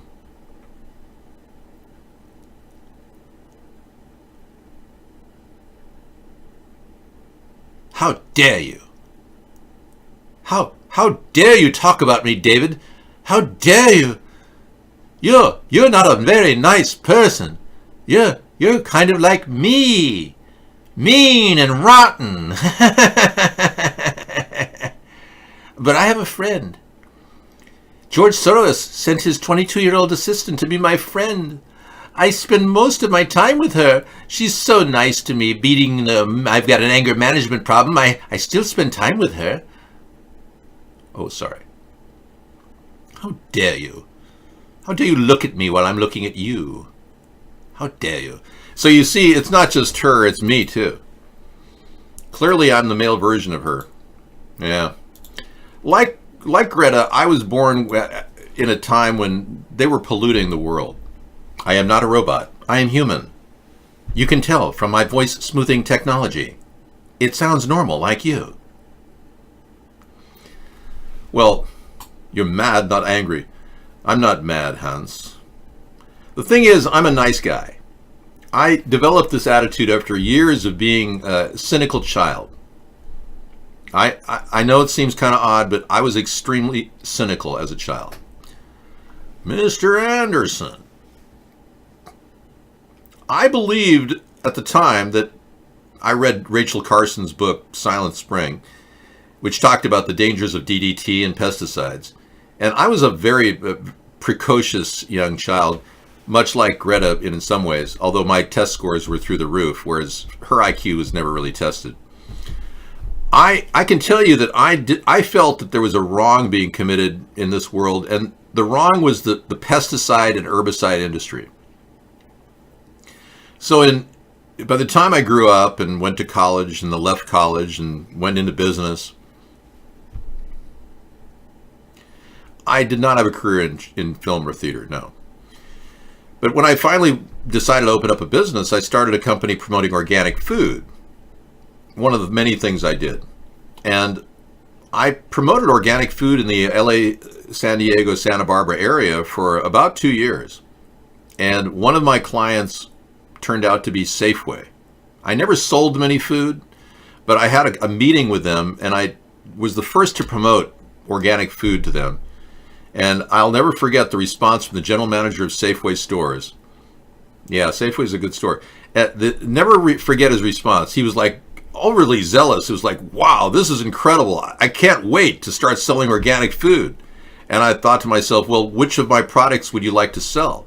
And he turned to me and he said, none of them. I don't want any of your products. I'm going to make my own. And at the time, I felt kind of deflated, but in a way, I felt, wow, I made some progress here. And sure enough, they started the O brand, which is the largest producer of organic food in the United States, with over 350 brands of food. And it was that meeting in his office that triggered his desire to push for the O brand. I'm proud of that. I never made a dime on it, but I'm proud that I was the first to promote it, because think of all the products that are out there that are safer than the products that have pesticides on them. So I went into the whole idea of being a practical promoter of organic food. And it worked for a couple of years. But it wasn't something that could sustain me, because I ran into some really scumbag people in that industry. And one of them was an Iranian that screwed me out of thousands and thousands of dollars in commission. So I basically went into TV commercial production after that. But I can understand where she's coming from. As a kid, I was very angry that the world was polluted. I'm still very upset that we're still not making a dent in this pesticide, herbicide industry. Thank you, Pitoro. And I really do want to make my efforts as your leader to move toward a more natural, organic food base, including non-GMO food whenever possible, and drifting away from genetically modified corn except for ethanol. And right now, the GMO corn is not sold as popcorn because it won't pop. It's still in the ethanol industry. But they're putting GMO corn into corn syrup. And that's where there's a problem. And I'll be doing things like stopping that from happening, making sure that they only use heirloom corns when they make corn syrup. This genetically modified corn syrup is a potential problem for our population. So I'm concerned about certain things that could be stopped. And I, as president, can begin that process. But no president has ever even attempted to stop this. And like I said, I will try to do everything I can with the pollution problem. This is not some lightweight thing. We can't just sit back and ignore the most heinous situation where our world is being covered with chemtrails. Chemies in the air, do. But again, we don't want a president who's going to trigger nuclear war, too. And you see this happening all the time. In the process of making America great, we're now seen as a bunch of dimwit idiots around the world that could very easily pull the trigger on a nuclear blast. And that's not making the rest of the world like us. So Trump has really ruined our image around the world. I think we could do a lot better. And the nice thing about a third party is there's a good chance that we will.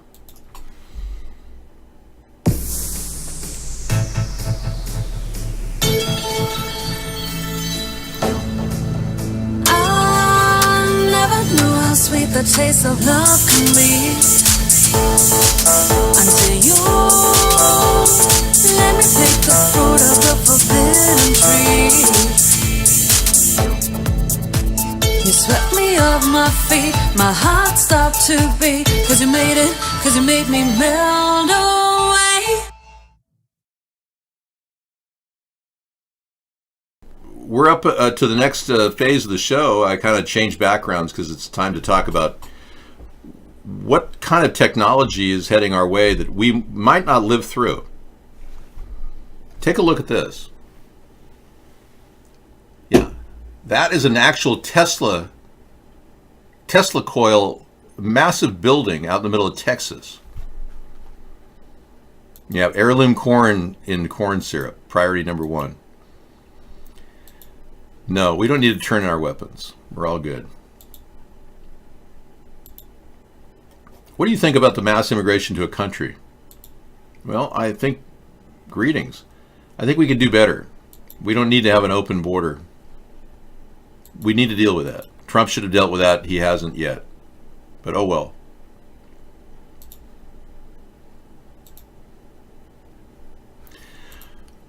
But we definitely have a lot of problems with technologies like the Tesla coil. We don't know what they're used for.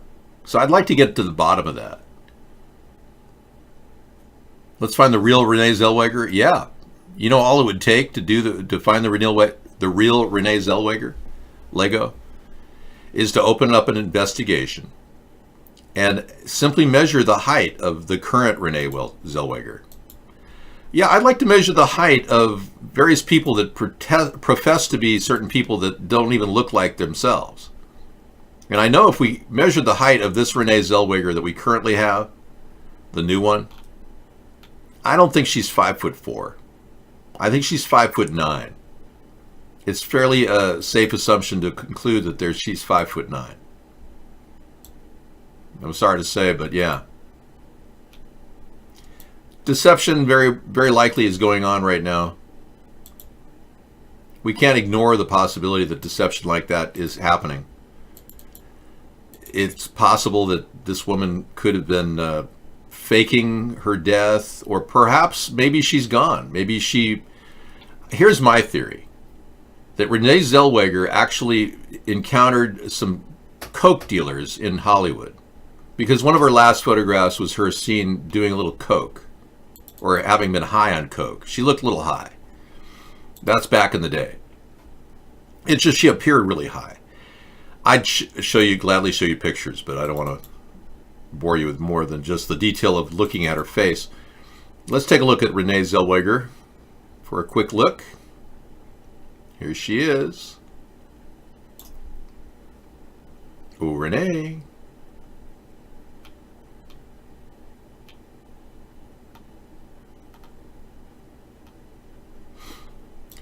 I lined her face up with her old face, and you can see there's something wrong here.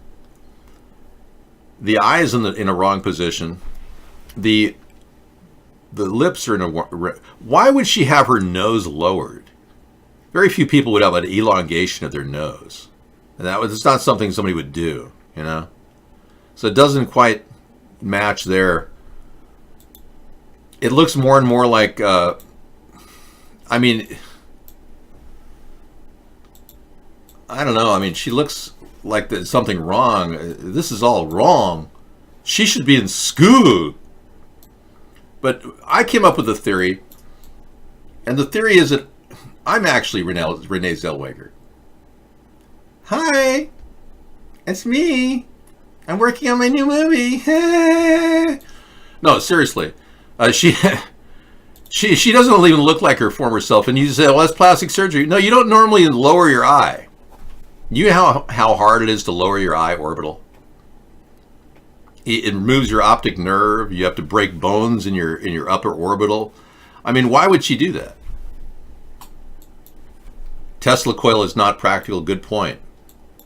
So the theory is she ran into a bunch of coke addicts, maybe the Harvey Weinstein group, not that Harvey Weinstein was involved, but, and then maybe she oversaw some pedophilia, and then she said, I'm not going to put up with that, and then all of a sudden, we're going to make Renee go away and she'll come back as another person. You know what I'm talking about?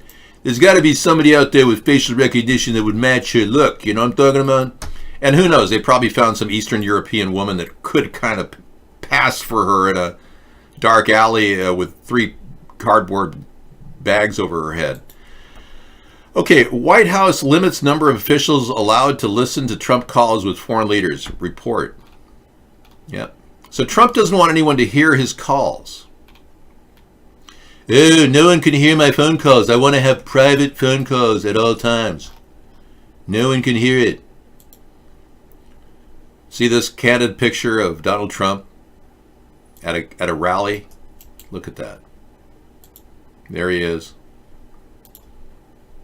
Do you think that's normal for somebody to be holding an OK sign down there in the middle?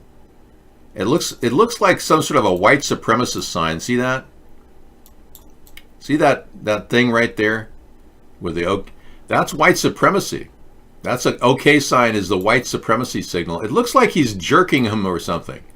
Isn't that the weirdest thing ever? Anyway, moving on. The Tesla coil is not practical. Sending energy through the air is a disaster. They're even having problems with the new Apple charge pad that they don't want to tell people about it, but apparently these wireless charging systems are extremely disturbing to your brain. Yeah. Said nobody's allowed in the calls, a White House official told CNN while describing a new attempt to limit access to the calls to top aides only. The barn door officially closed after the horse escaped, they say. Well, after the conversation with Zelensky was overheard where Donald Trump, according to 12 witnesses, did a quid pro quo. Yeah. You got to wonder if Donald Trump is trying to hide all his conversations. And, you know, there are absolutely no... I don't like that turn in your weapons thing, no. Sorry. There's absolutely no audio tapes or videotapes of Donald Trump and Vladimir Putin. They don't exist. That's right. A lot of things about Donald Trump are very suspicious. Yeah, there's no tapes of Putin. There's no IRS tape returns. He said he'd gladly show them, but he doesn't show them, so they have to reveal some secret that he doesn't want us to know about. Probably the Russian oligarch money he got. No tapes of Putin. He's encouraging a Chinese trade war, which is helping Russia look better in the big picture. Attacks Iran, so Iran turns to Russia for more weapons. Left Syria in the hands of the Russians. Tried to destabilize Venezuela and push Maduro to now talk about building a missile launch pad in Venezuela for Russia. Disrespected NATO, which is Russia's biggest enemy, Donald did. Even recently he was kicked out of a meeting.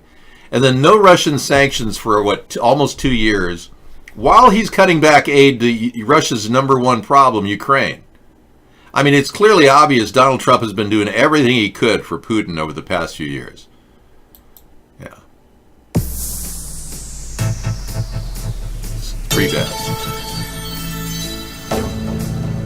I never knew how sweet the taste of love can be. Until you let me take the fruit of the forbidden tree. What does that mean? Taste of love can be. I mean, that sounds kind of nasty, doesn't it? There's a song called "I Like the Taste of You." It's a new song out. It's just horrible. I mean, what is going on with these people? Are they like bloodletting and vampires or something? You're saying the crucifix is a Nazi symbol? Now, you started attacking the Christmas tree last night. You atheists are all alike. First, you call the Christmas tree or Santa a paganist, and he's somehow Satan. Now you're saying the crucifix is a Nazi symbol. Wow. You don't stop, do you? Oh, I don't think Trump's doing any of this. No, I think it's all the New World Order pulling his strings. Donald Trump is simply working on diversions. Ways of diverting our attention. He does whatever he's told. Yeah, he's designed to keep our country from actually having coherent thought. Hold on, we got a call.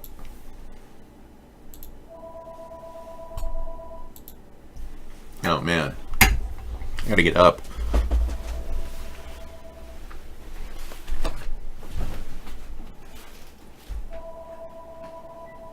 Well, let's be clear.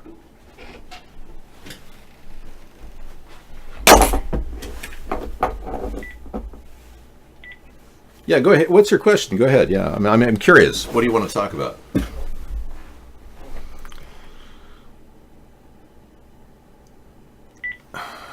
Well, we have to wait there. Nobody answered. So let's work on a diversion to take this whole thing away from the scam, the Russian hoax. It's all the big Russian hoax. Let's just talk about new diversions. So you pick it. I'm sorry, your call's been blocked. You can't get through here. Greta News. We have the Greta News here. Welcome to the show with all the Greta News on the screen here. We have Swedes listening to Greta. Here she is. Apologizes for a comment she made. Whoa. Really?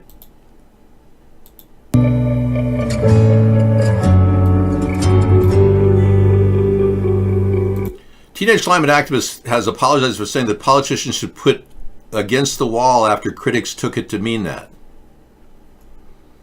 She was advocating violence. She made the comment in a speech to young activists in the Italian city of Turin on Friday, making a literal translation from Swedish, in which the expression means to put someone on the spot with tough questions. Thunberg told the crowd that leaders were running away from their responsibilities to fight climate change. We have to make sure that they cannot do that, she said. So it's like a violent act, put them to the wall. We will make sure we put them against the wall and that they will have to do their job and to protect our future is the expression. Oh, so she's going to violently put them against the wall, but she said, no, this is not violent. Putting someone against the wall in Swedish describes a situation in which someone is forced to address difficult questions or situations. Is speaking Swedish like Greta. Some voices on social media interpreted her comment as a call of violence against the politicians. Well, let's be clear. Yes, go ahead. What's your question, sir? All ears. Yeah. You know, the problem with Jeremy, when you put your voice on our machine, this is the thing. Not only do we know who you are, because we have a voice print of everybody in the world on the NSA computer database, you're talking to a veritable source that could trace that someday. Your voice is not using a voice modulator, Jeremy. So wherever you're coming from, whatever cell phone you're using, whatever phone you're using in the world will be listened to by the NSA, and we'll know exactly where you are. So what you just did there was implicated yourself in a 25-year prison sentence, just so you know. That's just for starters. Now, if you ever got near me, Jeremy, and you put us in mortal fear for our life, you'd have your head blown off because I'm a dead shot. At minimum of 200 feet with a handgun, I could blow a gerbil's asshole out of the wind, leaning in one direction. And that's with a handgun. So if you really believe that you're going to come at me, man, you just implicated yourself. And your voice is a print that you can never erase. So you just put a voice print on my recording system, which will be traced for a long time. You won't be able to make phone calls without using a voice translator. My best bet to you, Jeremy, is to get yourself a voice changer. When you call your mom, go, "Hi, Mom, this is Jeremy." "Honey, that doesn't sound like you." "I'm using a voice synthesizer because I threatened a presidential candidate." Yeah. Good luck. You're going to jail, buddy. You know how many death threats I get a night? It's unbelievable. I get like 3 death threats a day. I've been getting, in the past 7-8 years, I've gotten over 3,000 death threats. Well, we don't have a trace on them right now. That's something that we'll do later. I'm not worried about it. These people are all pussies. They're afraid of everything. They're afraid of their own their own mirror image. They can't even stand looking at themselves. Yeah, I don't show you the death threats. I just get them on the phone all the time. I'm not here to brag to people that I get death threats. That's not some point of pride. Nobody's been arrested yet, Zeno. That's because I don't have the power to prosecute them. They want to kill me because they're afraid that this third party is growing in leaps and bounds around the world. Look, I got way ahead of this BS. I'm more of a national figure or international figure than Greta Thunberg, believe it or not.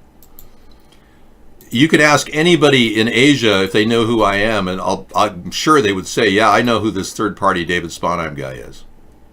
We're very popular around the world.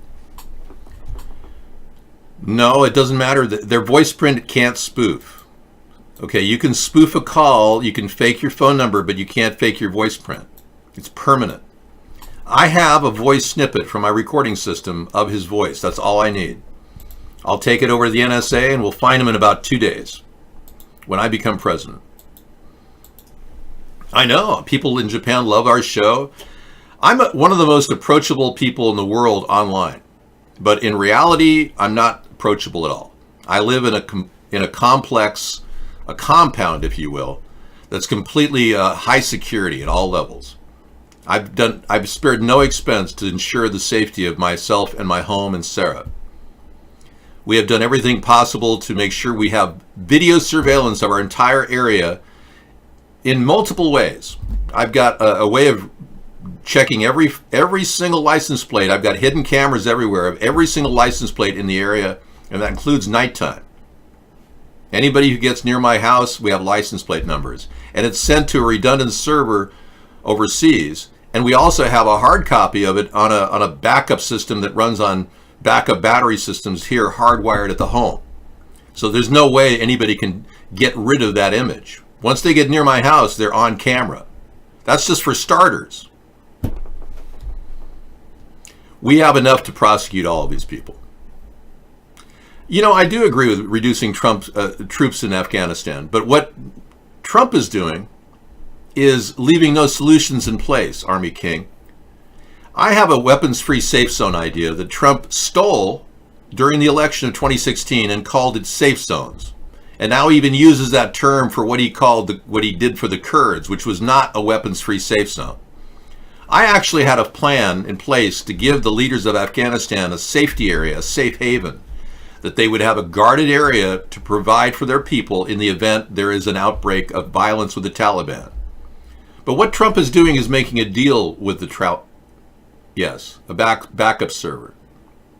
I put a backup server on everything I do.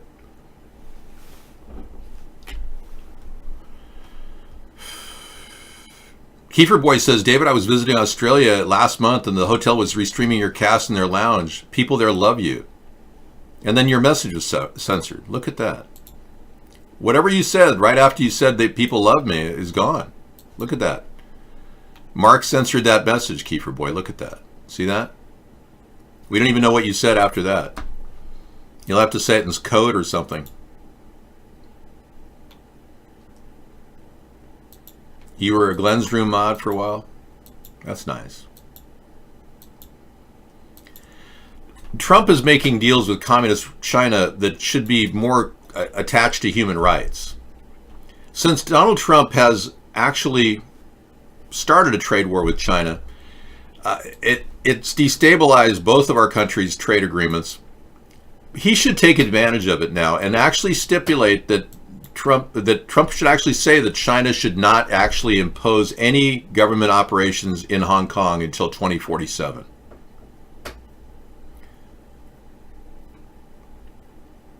Yeah, see? There you go. It happened again, Kiefer. Check this out. They don't want anyone to know the truth about the penetration we have worldwide. See? I'm just giving you a heads up as to what's happening. The deal is, my mention of a third party was going nowhere in 2008. I went out of my safety zone and did an amazing job of doing the most outlandish thing I could do to get noticed. And I thought, well, what's the most outlandish thing I could do? and that was to do an impersonation of Barack Obama, which by right is a free speech effort of, you know, satirically impersonating the president. I should have been able to do that.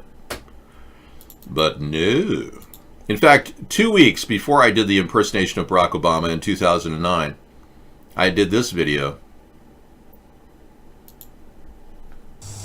Hi, good morning. As you can see, I'm still wearing the shirt I wore last night and yesterday at Blog TV.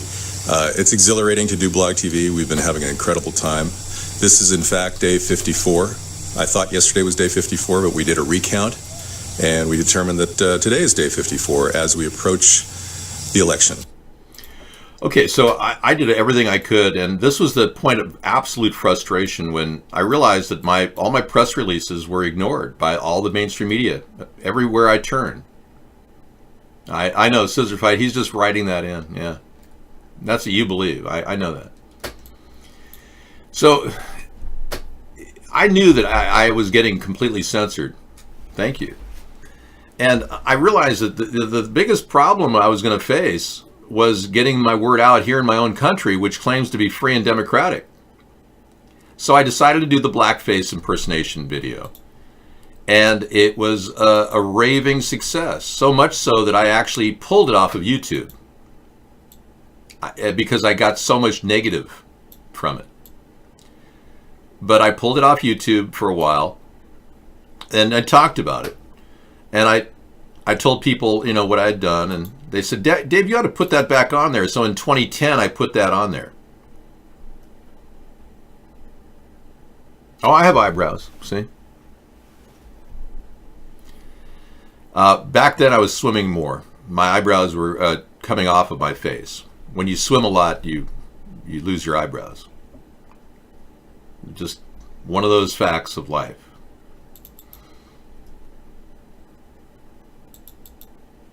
I know. One of the problems with swimming is you lose your eyebrow. I think I explained that to you. We can go into detail here if you want. But yeah, I realized that there was a big problem with with the reaching out to people, so I decided to do a blackface impersonation of Barack Obama. And I'm not going to show you the original one, but I'll show you the one I did in 2014.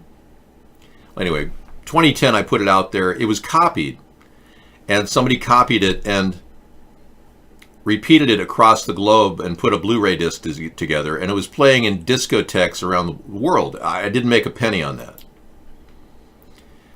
But by 2014, I decided to do Blackface 2 and talk about Barack Obama in an even more satirical sense, and that was Blackface 2, in which I smoked some oregano and did a routine where, you know, obviously Barack Obama was a crack smoker and pot smoker, and I wanted to make fun of him and show everybody what a complete joke he was, a New World Order puppet.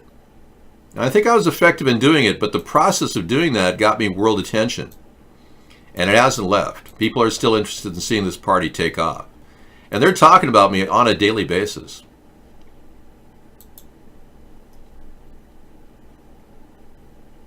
Sorry, that does not lead anywhere, Xenu. It doesn't exist.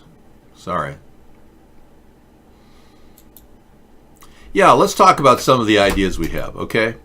Because we haven't really discussed that. A sustainable future for America will involve solutions for healthcare that are really reasonable.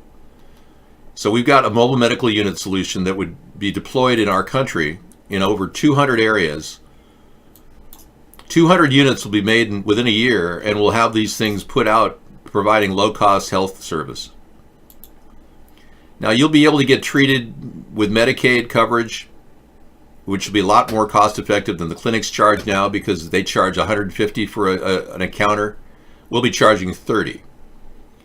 And if you're willing to not have to pay out of pocket, you have to sign a piece of paper saying you need help, you need support, no matter who you are, even if you're an illegal alien. We won't be keeping records of your meeting with us other than to videotape the encounters, so for insurance purposes in case you claim we did something to you. We won't put your records in a file. It won't be taken out of the insurance company's use. We won't diagnose you except to say you have a tendency toward this, that, or the other thing. Your diet restrictions should be sugar, salt, etc. We'll know this from a pinprick blood test we'll give you, included in a $30 copay. When you say anything positive about ATP, you get censored. Exactly, Army King. Scissor Fight believes that you and Kiefer Boy are working together somehow and pretending like you're censored. That's what Scissor Fight believes, but I don't. I think you are being censored. He just differs with me on that. The idea would help so many, yeah. You made this for me? Oh, thanks. There I am. Yeah, Time Person of the Year in my little jumpsuit. Yeah, I look a lot like Greta in that picture, I think. Yeah, see? She and I look alike.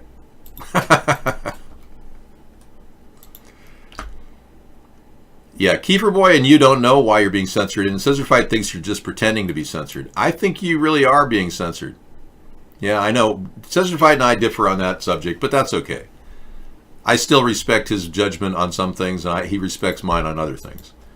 We don't always agree on eye to eye. Message removed by the CIA. But I've got this elaborate theory that Mark has been making lots of money censoring people because Mark admitted to censoring me and enjoying it. And when somebody for your money asked Mark in his show, why do you censor David? He went like this. That's for your money. He said that. Now, I can't verify it. I didn't see the clip. But if Mark went like that, that means Mark's doing it for money. And according to Max, Mark doesn't own the kitty club, the Cat's Meow. He's a shared partner in it. He owns the building next to it. That's the newest statement from Max. That's why he doesn't appear on the deed for the new ownership of the Cat's Meow in New Orleans. There's a theory that Mark bought an entire corner of a New Orleans area in the French Quarter. I don't know. Anyway, this is a unit that is going to cost about $5 million to create this. Each unit will cost $5 million because in it will be onboard X-ray equipment, portable X-ray equipment, portable ultrasound equipment, all the technical equipment you need to do a portable EKG on somebody. Now, is it Mark 2101? You have a strip club. It's New Orleans, really? Are you really Mark in the show, Mark 2101? We were wondering. You hardly even speak up, Mark. Are you here representing yourself? And here, Kiefer Boy is getting censored yet again. Oh boy, Kiefer Boy, you're just getting taken out of the show here. Look at that. Oh, you're not Mark? Okay, good. It's Mark Cuban. Oh, hi, Mark. Mark Cuban, really. Mark Cuban's got some serious capital, I heard. Yeah, what are you doing here? Dave, I've been drinking, but I retain my acute senses and impeccable reasoning skills and my neurological patterning and its logic gates. If you're Mark Cuban, you're worth millions of dollars. How come you haven't made a small donation to our effort? You just not sure if we're really a good place to start? You're Mark Cuban. Wow, you're amazing. Excuse me, Lasagna Larry. I thought we had you under control. This guy. So anyway, telemedicine vehicles that can even go to remote areas and provide immediate healthcare triage and whatever it takes to find out what's wrong with you. And if it takes you getting shipped off to a hospital in an ambulance, so be it. The lineup outside this unit will have a number thing, but will also, when you take your number, you'll be allowed to put your finger in an oxygenation meter. So you take your number and you just oxygenate. You put your finger in the oxygenation. These meters cost like $16 on eBay, so they're really cheap. You take your ticket, put the oxygenator. If this thing blows below a 95 or 96 oxygenation level, you will immediately be sent to the front of the line. We want people with heart problems to the front of the line. All right, CNN breaking news. Thank you for coming in. And could you feature my show on your network? Because this is getting ridiculous. I mean, how long have you ignored me? 11 years now? I think it's time to break open the third-party champagne and start drinking from the center of the political spectrum. Cheers. Yeah, I mean, I'd gladly do an interview with you right now. I mean, it's getting to be ridiculous.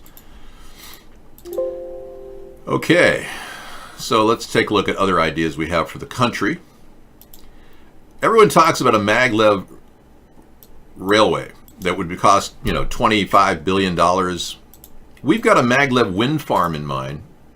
This was our Cool Rock proposal we sent to the Seattle Municipal, the Transportation Division, when they talked about building a new monorail. And by the way, that idea fell through. They turned to our idea and they said, we're not interested. And then the monorail fell through, the one they had chosen, which was a disaster. But our idea uses solar and wind power to generate electricity that goes into a piggy bank, which we use to draw from to build the next mile of track. It is triple filtered water. How do you know? It's the best kind of water ever. This water is even better than that. This is my fountain of youth water that I went far and wide to get. And when this thing slips on my face, it's like pristine rainwater from the tribal jungles of the Yanomami in Brazil. That's how clean it is. Bubbling from the core of the earth with pure life form. Triple filtered, yeah. Yeah, well, I'm glad you got a good ear, Kiefer boy. If you heard the triple filtration in that coffee, I drink organic coffee that's been triple filtered water, along with a little bit of milk, whole milk. Right, the fruit enzyme spray, that along with the fact that I have a impenetrable exterior, which is impervious to actual gravity and time. My Frubber is designed to last forever. Perfect elasticity. With guaranteed no decay. You get a colonoscopy every month? I know. Stinky colon, that's got to be a really tough thing. Having them stick a line up your butt 5 feet. I'm so sorry you have to go through that. In the future, you'll be able to take a pill with a video camera in it, and the pill will deliver a rolling stream of video to a computer which will read it for any potential possible anomalies, like polyps. Sarah does not like fruit enzyme spray. She won't spray anything on her face. Sarah has had a bad experience as a child with water on her face. And she absolutely despises the feeling of water on her face. She's very unique that way. OPSEC Patriot is concerned about transgender men doing their business in women's public restrooms.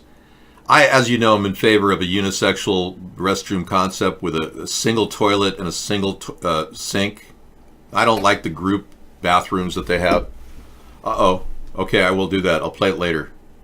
Let me go private. Hold on.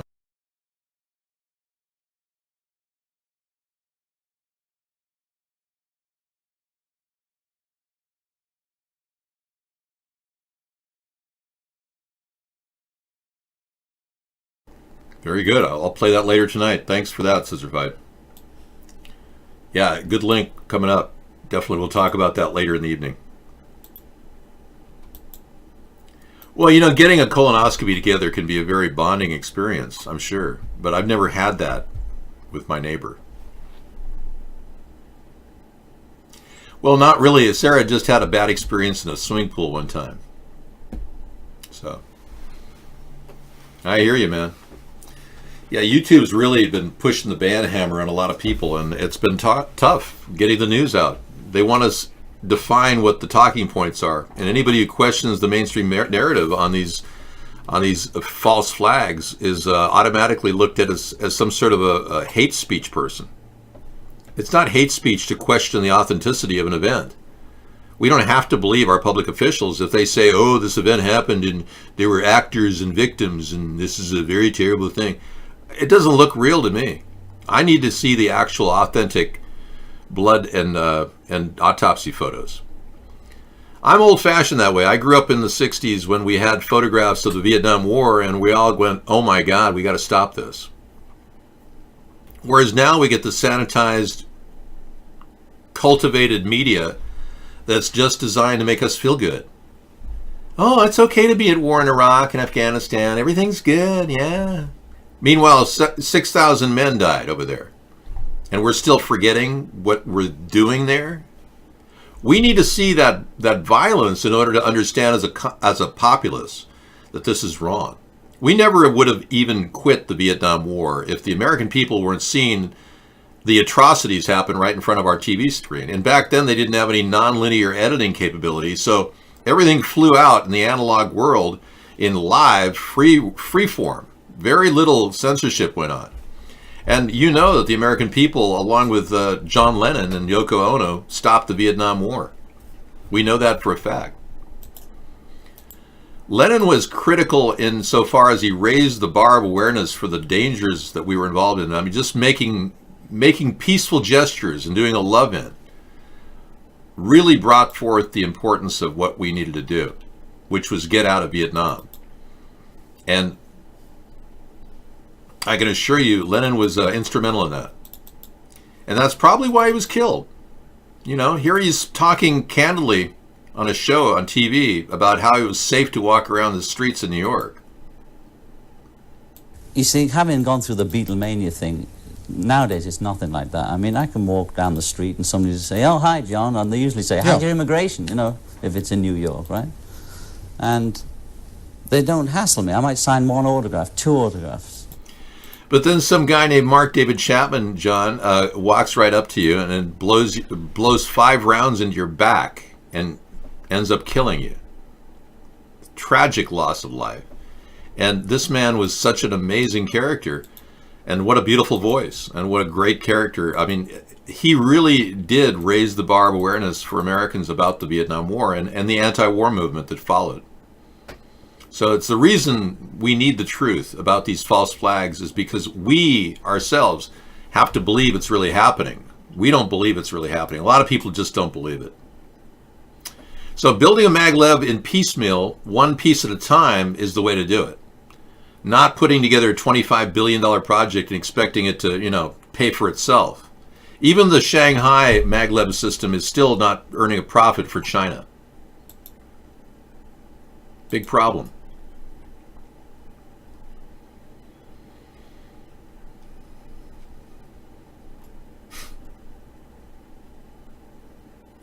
Absolutely, old Haas. I mean, we have a very strong position and we need to maintain it with intellectual pursuits.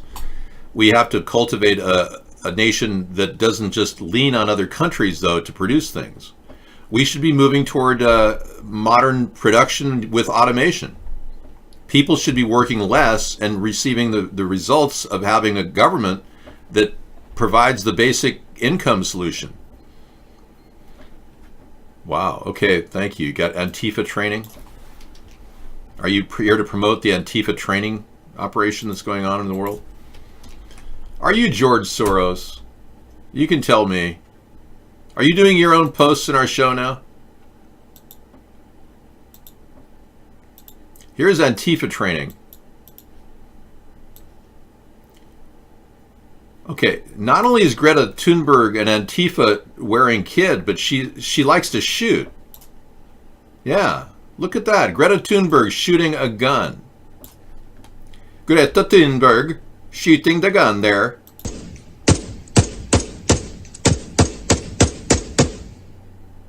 Yeah. She's not only an Antifa wearing kid, but she likes to shoot. Yep. Well, I hope she doesn't hurt me, because those little guns have bullets. She's pointing it at me. Oh, golly. Oh, I'm so scared. Oh. Thanks for sharing that information. I had no idea she was a big gun enthusiast. Antifa training, everybody. Trump was a SEAL Team 6 operative? You know this because he told you? Joe's starting to lose his interest in Trump. Yeah. You're a Democrat, I think, Joe. And I don't have any homo antics.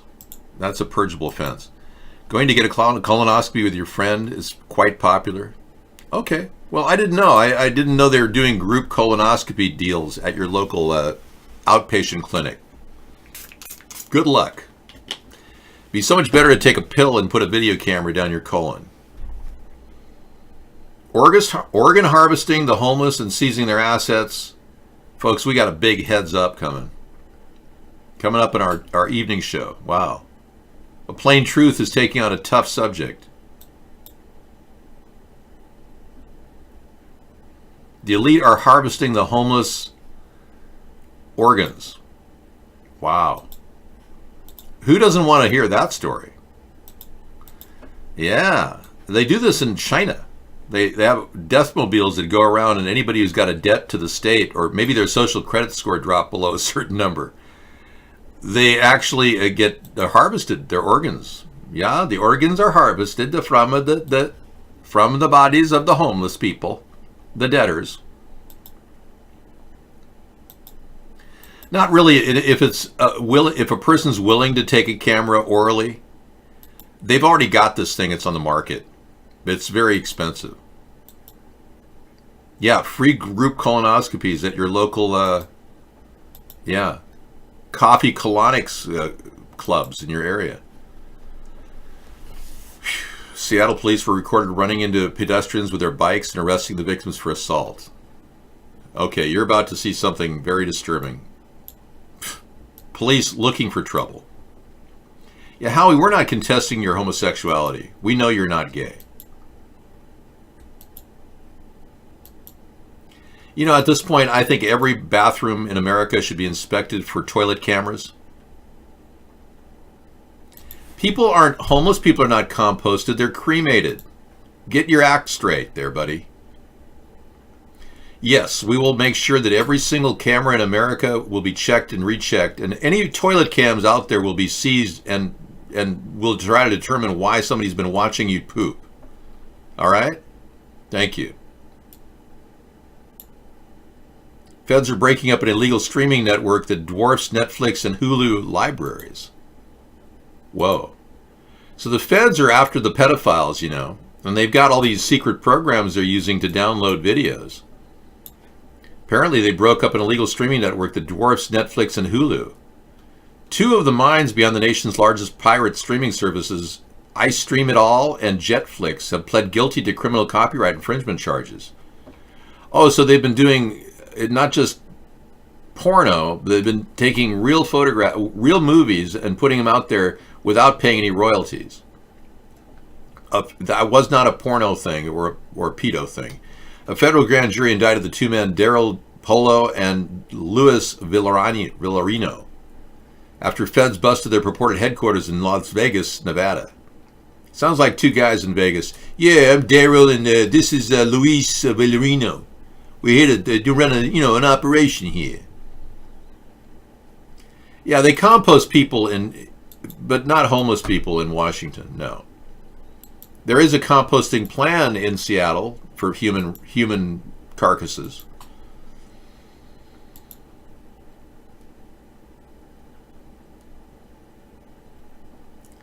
You know, I'm not here to talk anymore about colonoscopies, stinky colon. I don't believe putting imams in bathrooms is appropriate.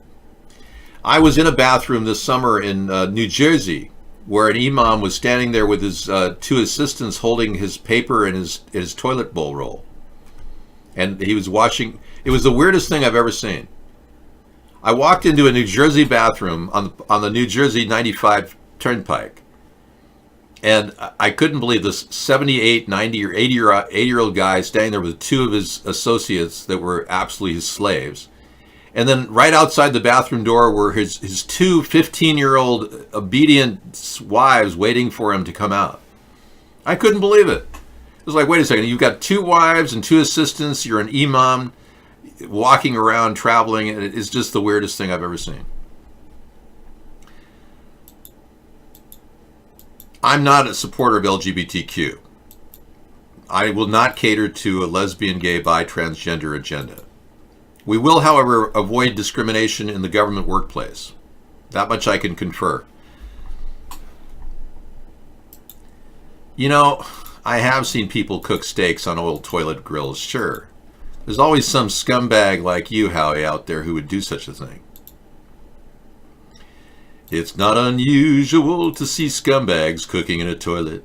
Da-da-da-da-da-da. Yeah, it's kind of like that Tom Jones song. It's not unusual to be scummy in a toilet.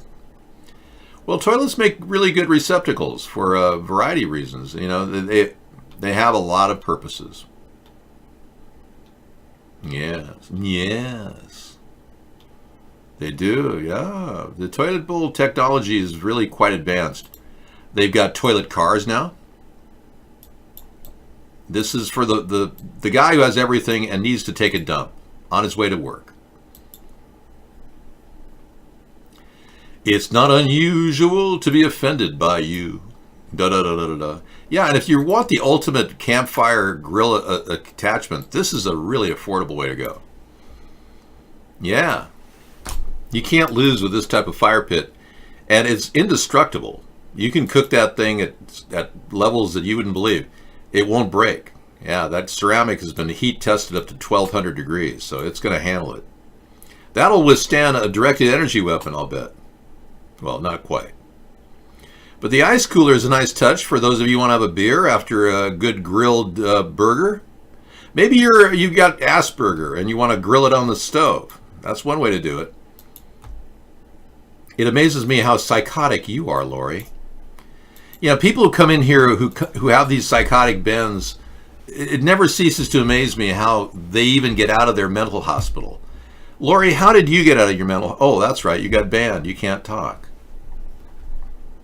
Lori had a mental breakdown a couple months ago, and she hasn't really recovered. But they've allowed her to get on the computer at her local mental hospital. So she types in our room.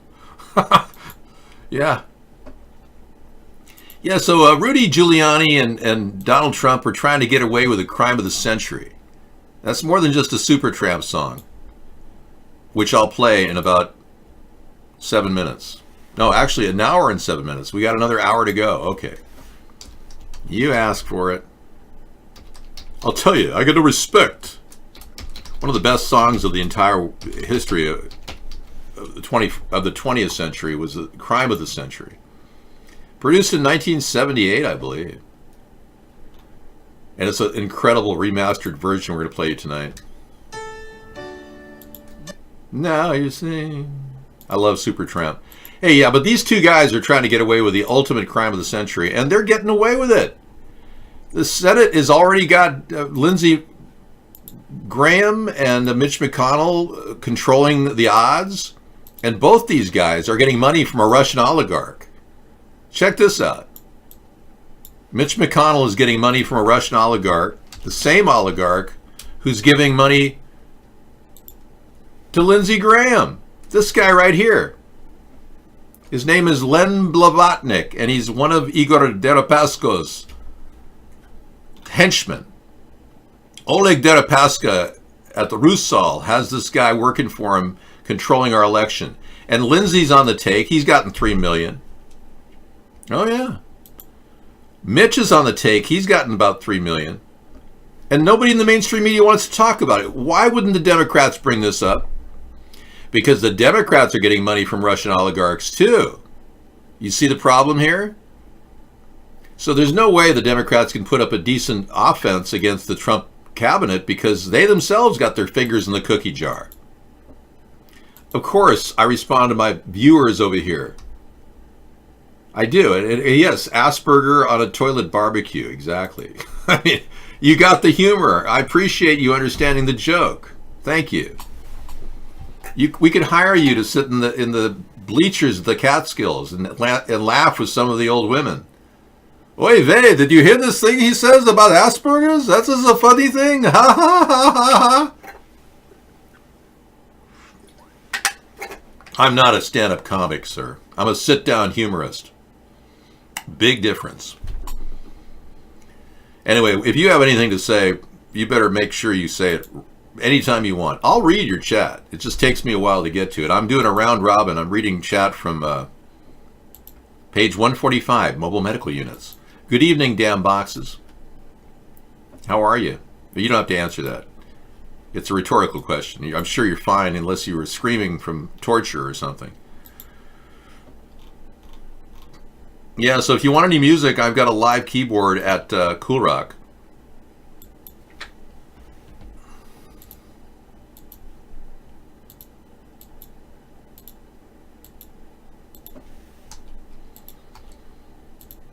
John, would you like to hear some music? Maybe something you and Yoko would like to hear, just a memory of your old days? You know? And I don't get hassled. And I went through that period where I actually couldn't go anywhere. Well, you shouldn't have gone anywhere. You should have stayed at home. This is all wrong. You should have been in school. But no, we've got a piano and all kinds of instruments over at Cool Rock. If you get bored watching the show, just open our show up at coolrock.com.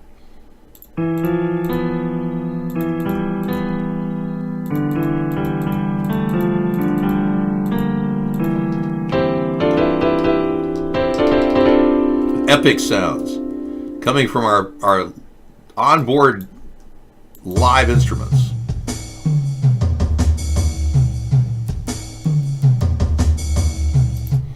And you can even play with an automatic artificial intelligence system.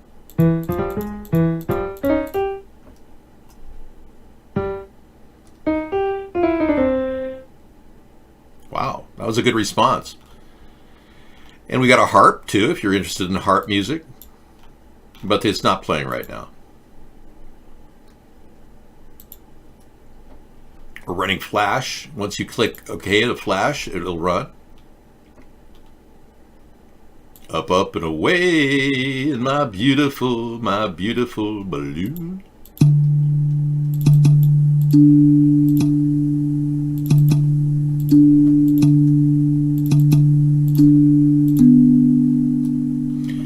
And anything on this board you can move around. It's a very unique website, so it's all yours to play with. And anytime you want to refresh, just hit the refresh button. It'll pop right back to normal. You can hose this thing down if you want. Pick a card, any card, or take a trip on down Psychosis Lane. You know, spin the glob in the three-dimensional space. Or you can travel to heaven for a trip, maybe a temporary ride through heaven to see the pearly gates. Or maybe you want to go to hell and hang out and, you know, see what it's like there. They've even got demons on board. These demons are waiting for you in hell. There they are. Pentagrams and all. Yeah, I don't like that particular site. Get it away from me. Anyway, have fun, enjoy, don't get burned out on watching television. And we got all kinds of links that'll just show you all kinds of aspects of the internet. No, we don't have to resort to extreme measures, old Haas. I tried to tell you that. As long as people are eating, I'm correct. If all of a sudden Donald Trump's cutback on food stamps causes people to lose food, you're right. There might be 4 or 5 million displaced people out there who are pissed off and could very well have a civil war. I'm not encouraging it. I'm just saying How Trump... dare you? How dare you? You have stolen my dreams, my childhood, with your empty words. The world is full of idiots that don't understand what's important. Well, we'll find out what this is all about. Thanks, Tekwala. This looks really important. I will enjoy. I'll try to enjoy Howie's link too. He's got another really smart link.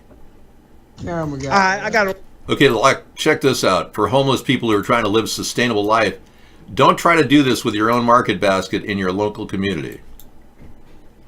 Record this shit, nigga. That's what you call. We don't allow the N-word in our show, and I don't think that person said the N-word. So Howie, try to limit your offensive stuff to not anything with the N-word. Appreciate it. You like organic food? Well, who doesn't, genius? I mean, even John Lennon and Yoko were eating organic before he had his head or his body blown away. And so now it's like heaven. I can go and eat. We go and eat. We go to the movies. We go wherever we want. Do you ever shop organic food by any chance? Yes. This was the anchor that helped him on the Tomorrow Show. Well, it was a time when in my life, but I don't like to talk about it, but my time in television with my brunette look. Tom Snyder, very important person. According to a recent study, the black people have some of the strictest. What are you saying? How can you be so rude? How dare you? I show you a toilet innovation and you act like this is some sort of a field day to make fun of people? How dare you? So anyway, today I lost sleep last night because Sarah went to a conference of climate change people that she just wanted to see what it was about. It was called, right. They have a new word for it. It's called carbon pricing. Anyway, they were talking about how chard is good for soil, and that they want to put chard in soil. And one guy said that he compared his organic plot of organic food, a garden area, to his other one, which has got chard in it.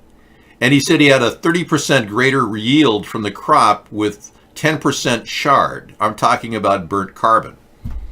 So these people who are trying to prevent carbon pollution want to price up carbon and do carbon point legislation, which will tax you. They're saying chard is really good for the garden. So I asked a simple question. How do they get the chard? Well, they have to burn wood to get it. That kind of kills the whole idea of zero carbon pollution, doesn't it? When you're burning wood, the most pollution thing in the world, just to get a charred piece of block so you can put it in your garden. I mean, it's absurd. Chard is very important. No, chard. Not Swiss chard. I'm talking about charcoal. Whatever. But the whole idea of having to burn wood to get chard to put in a garden to grow more, I mean, how absurd is that? It's like, what is wrong with these people? Why don't they just face up to the fact that we're being dumped on with chemtrails? It's that simple. Oh, but oh no, they're so concerned about the environment. Ooh. They're so concerned about the environment. Look at Ocasio-Cortez, the politician who says eating meat hurts the environment, is wolfing down a greasy cheeseburger like a hypocrite. Yes, Stinky Colon, we know that you know everything about colons. Why don't you study proctology? You could become a proctologist with your vast knowledge of your stinky colon.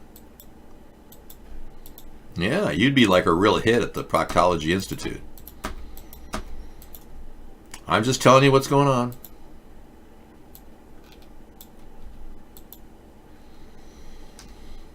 I know.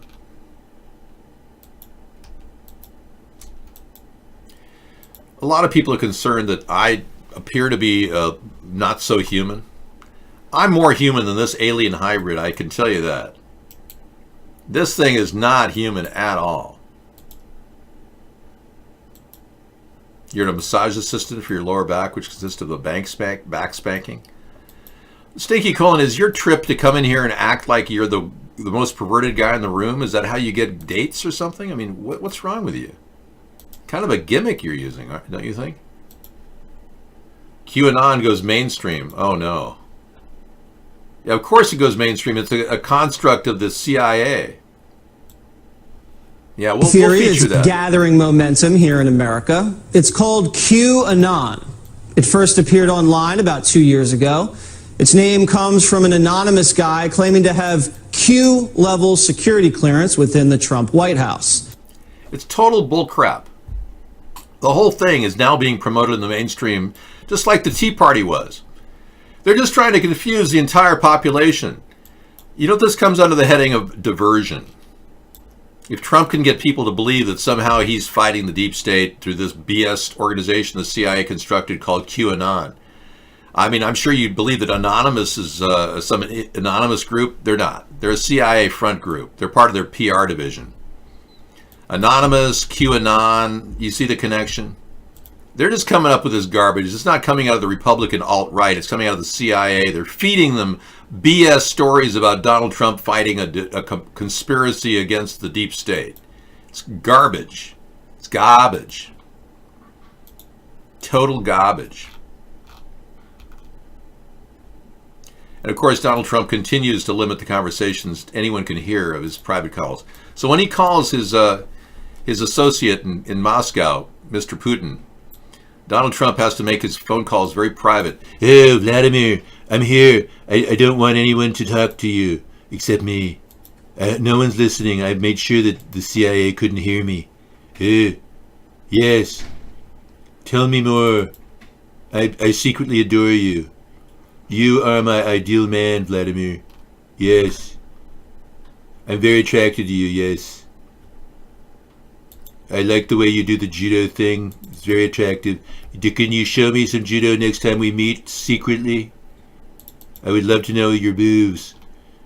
Well, I'm very proud of America. I just grabbed them by the pussy in the United States. That's right. Remember when I said that?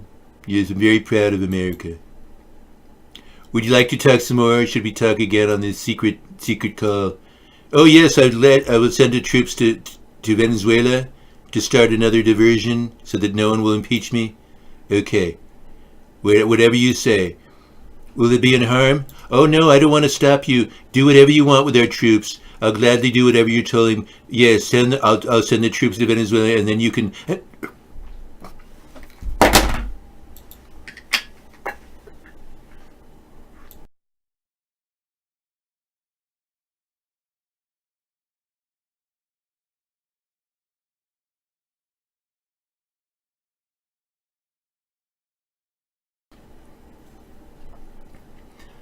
What does this mean?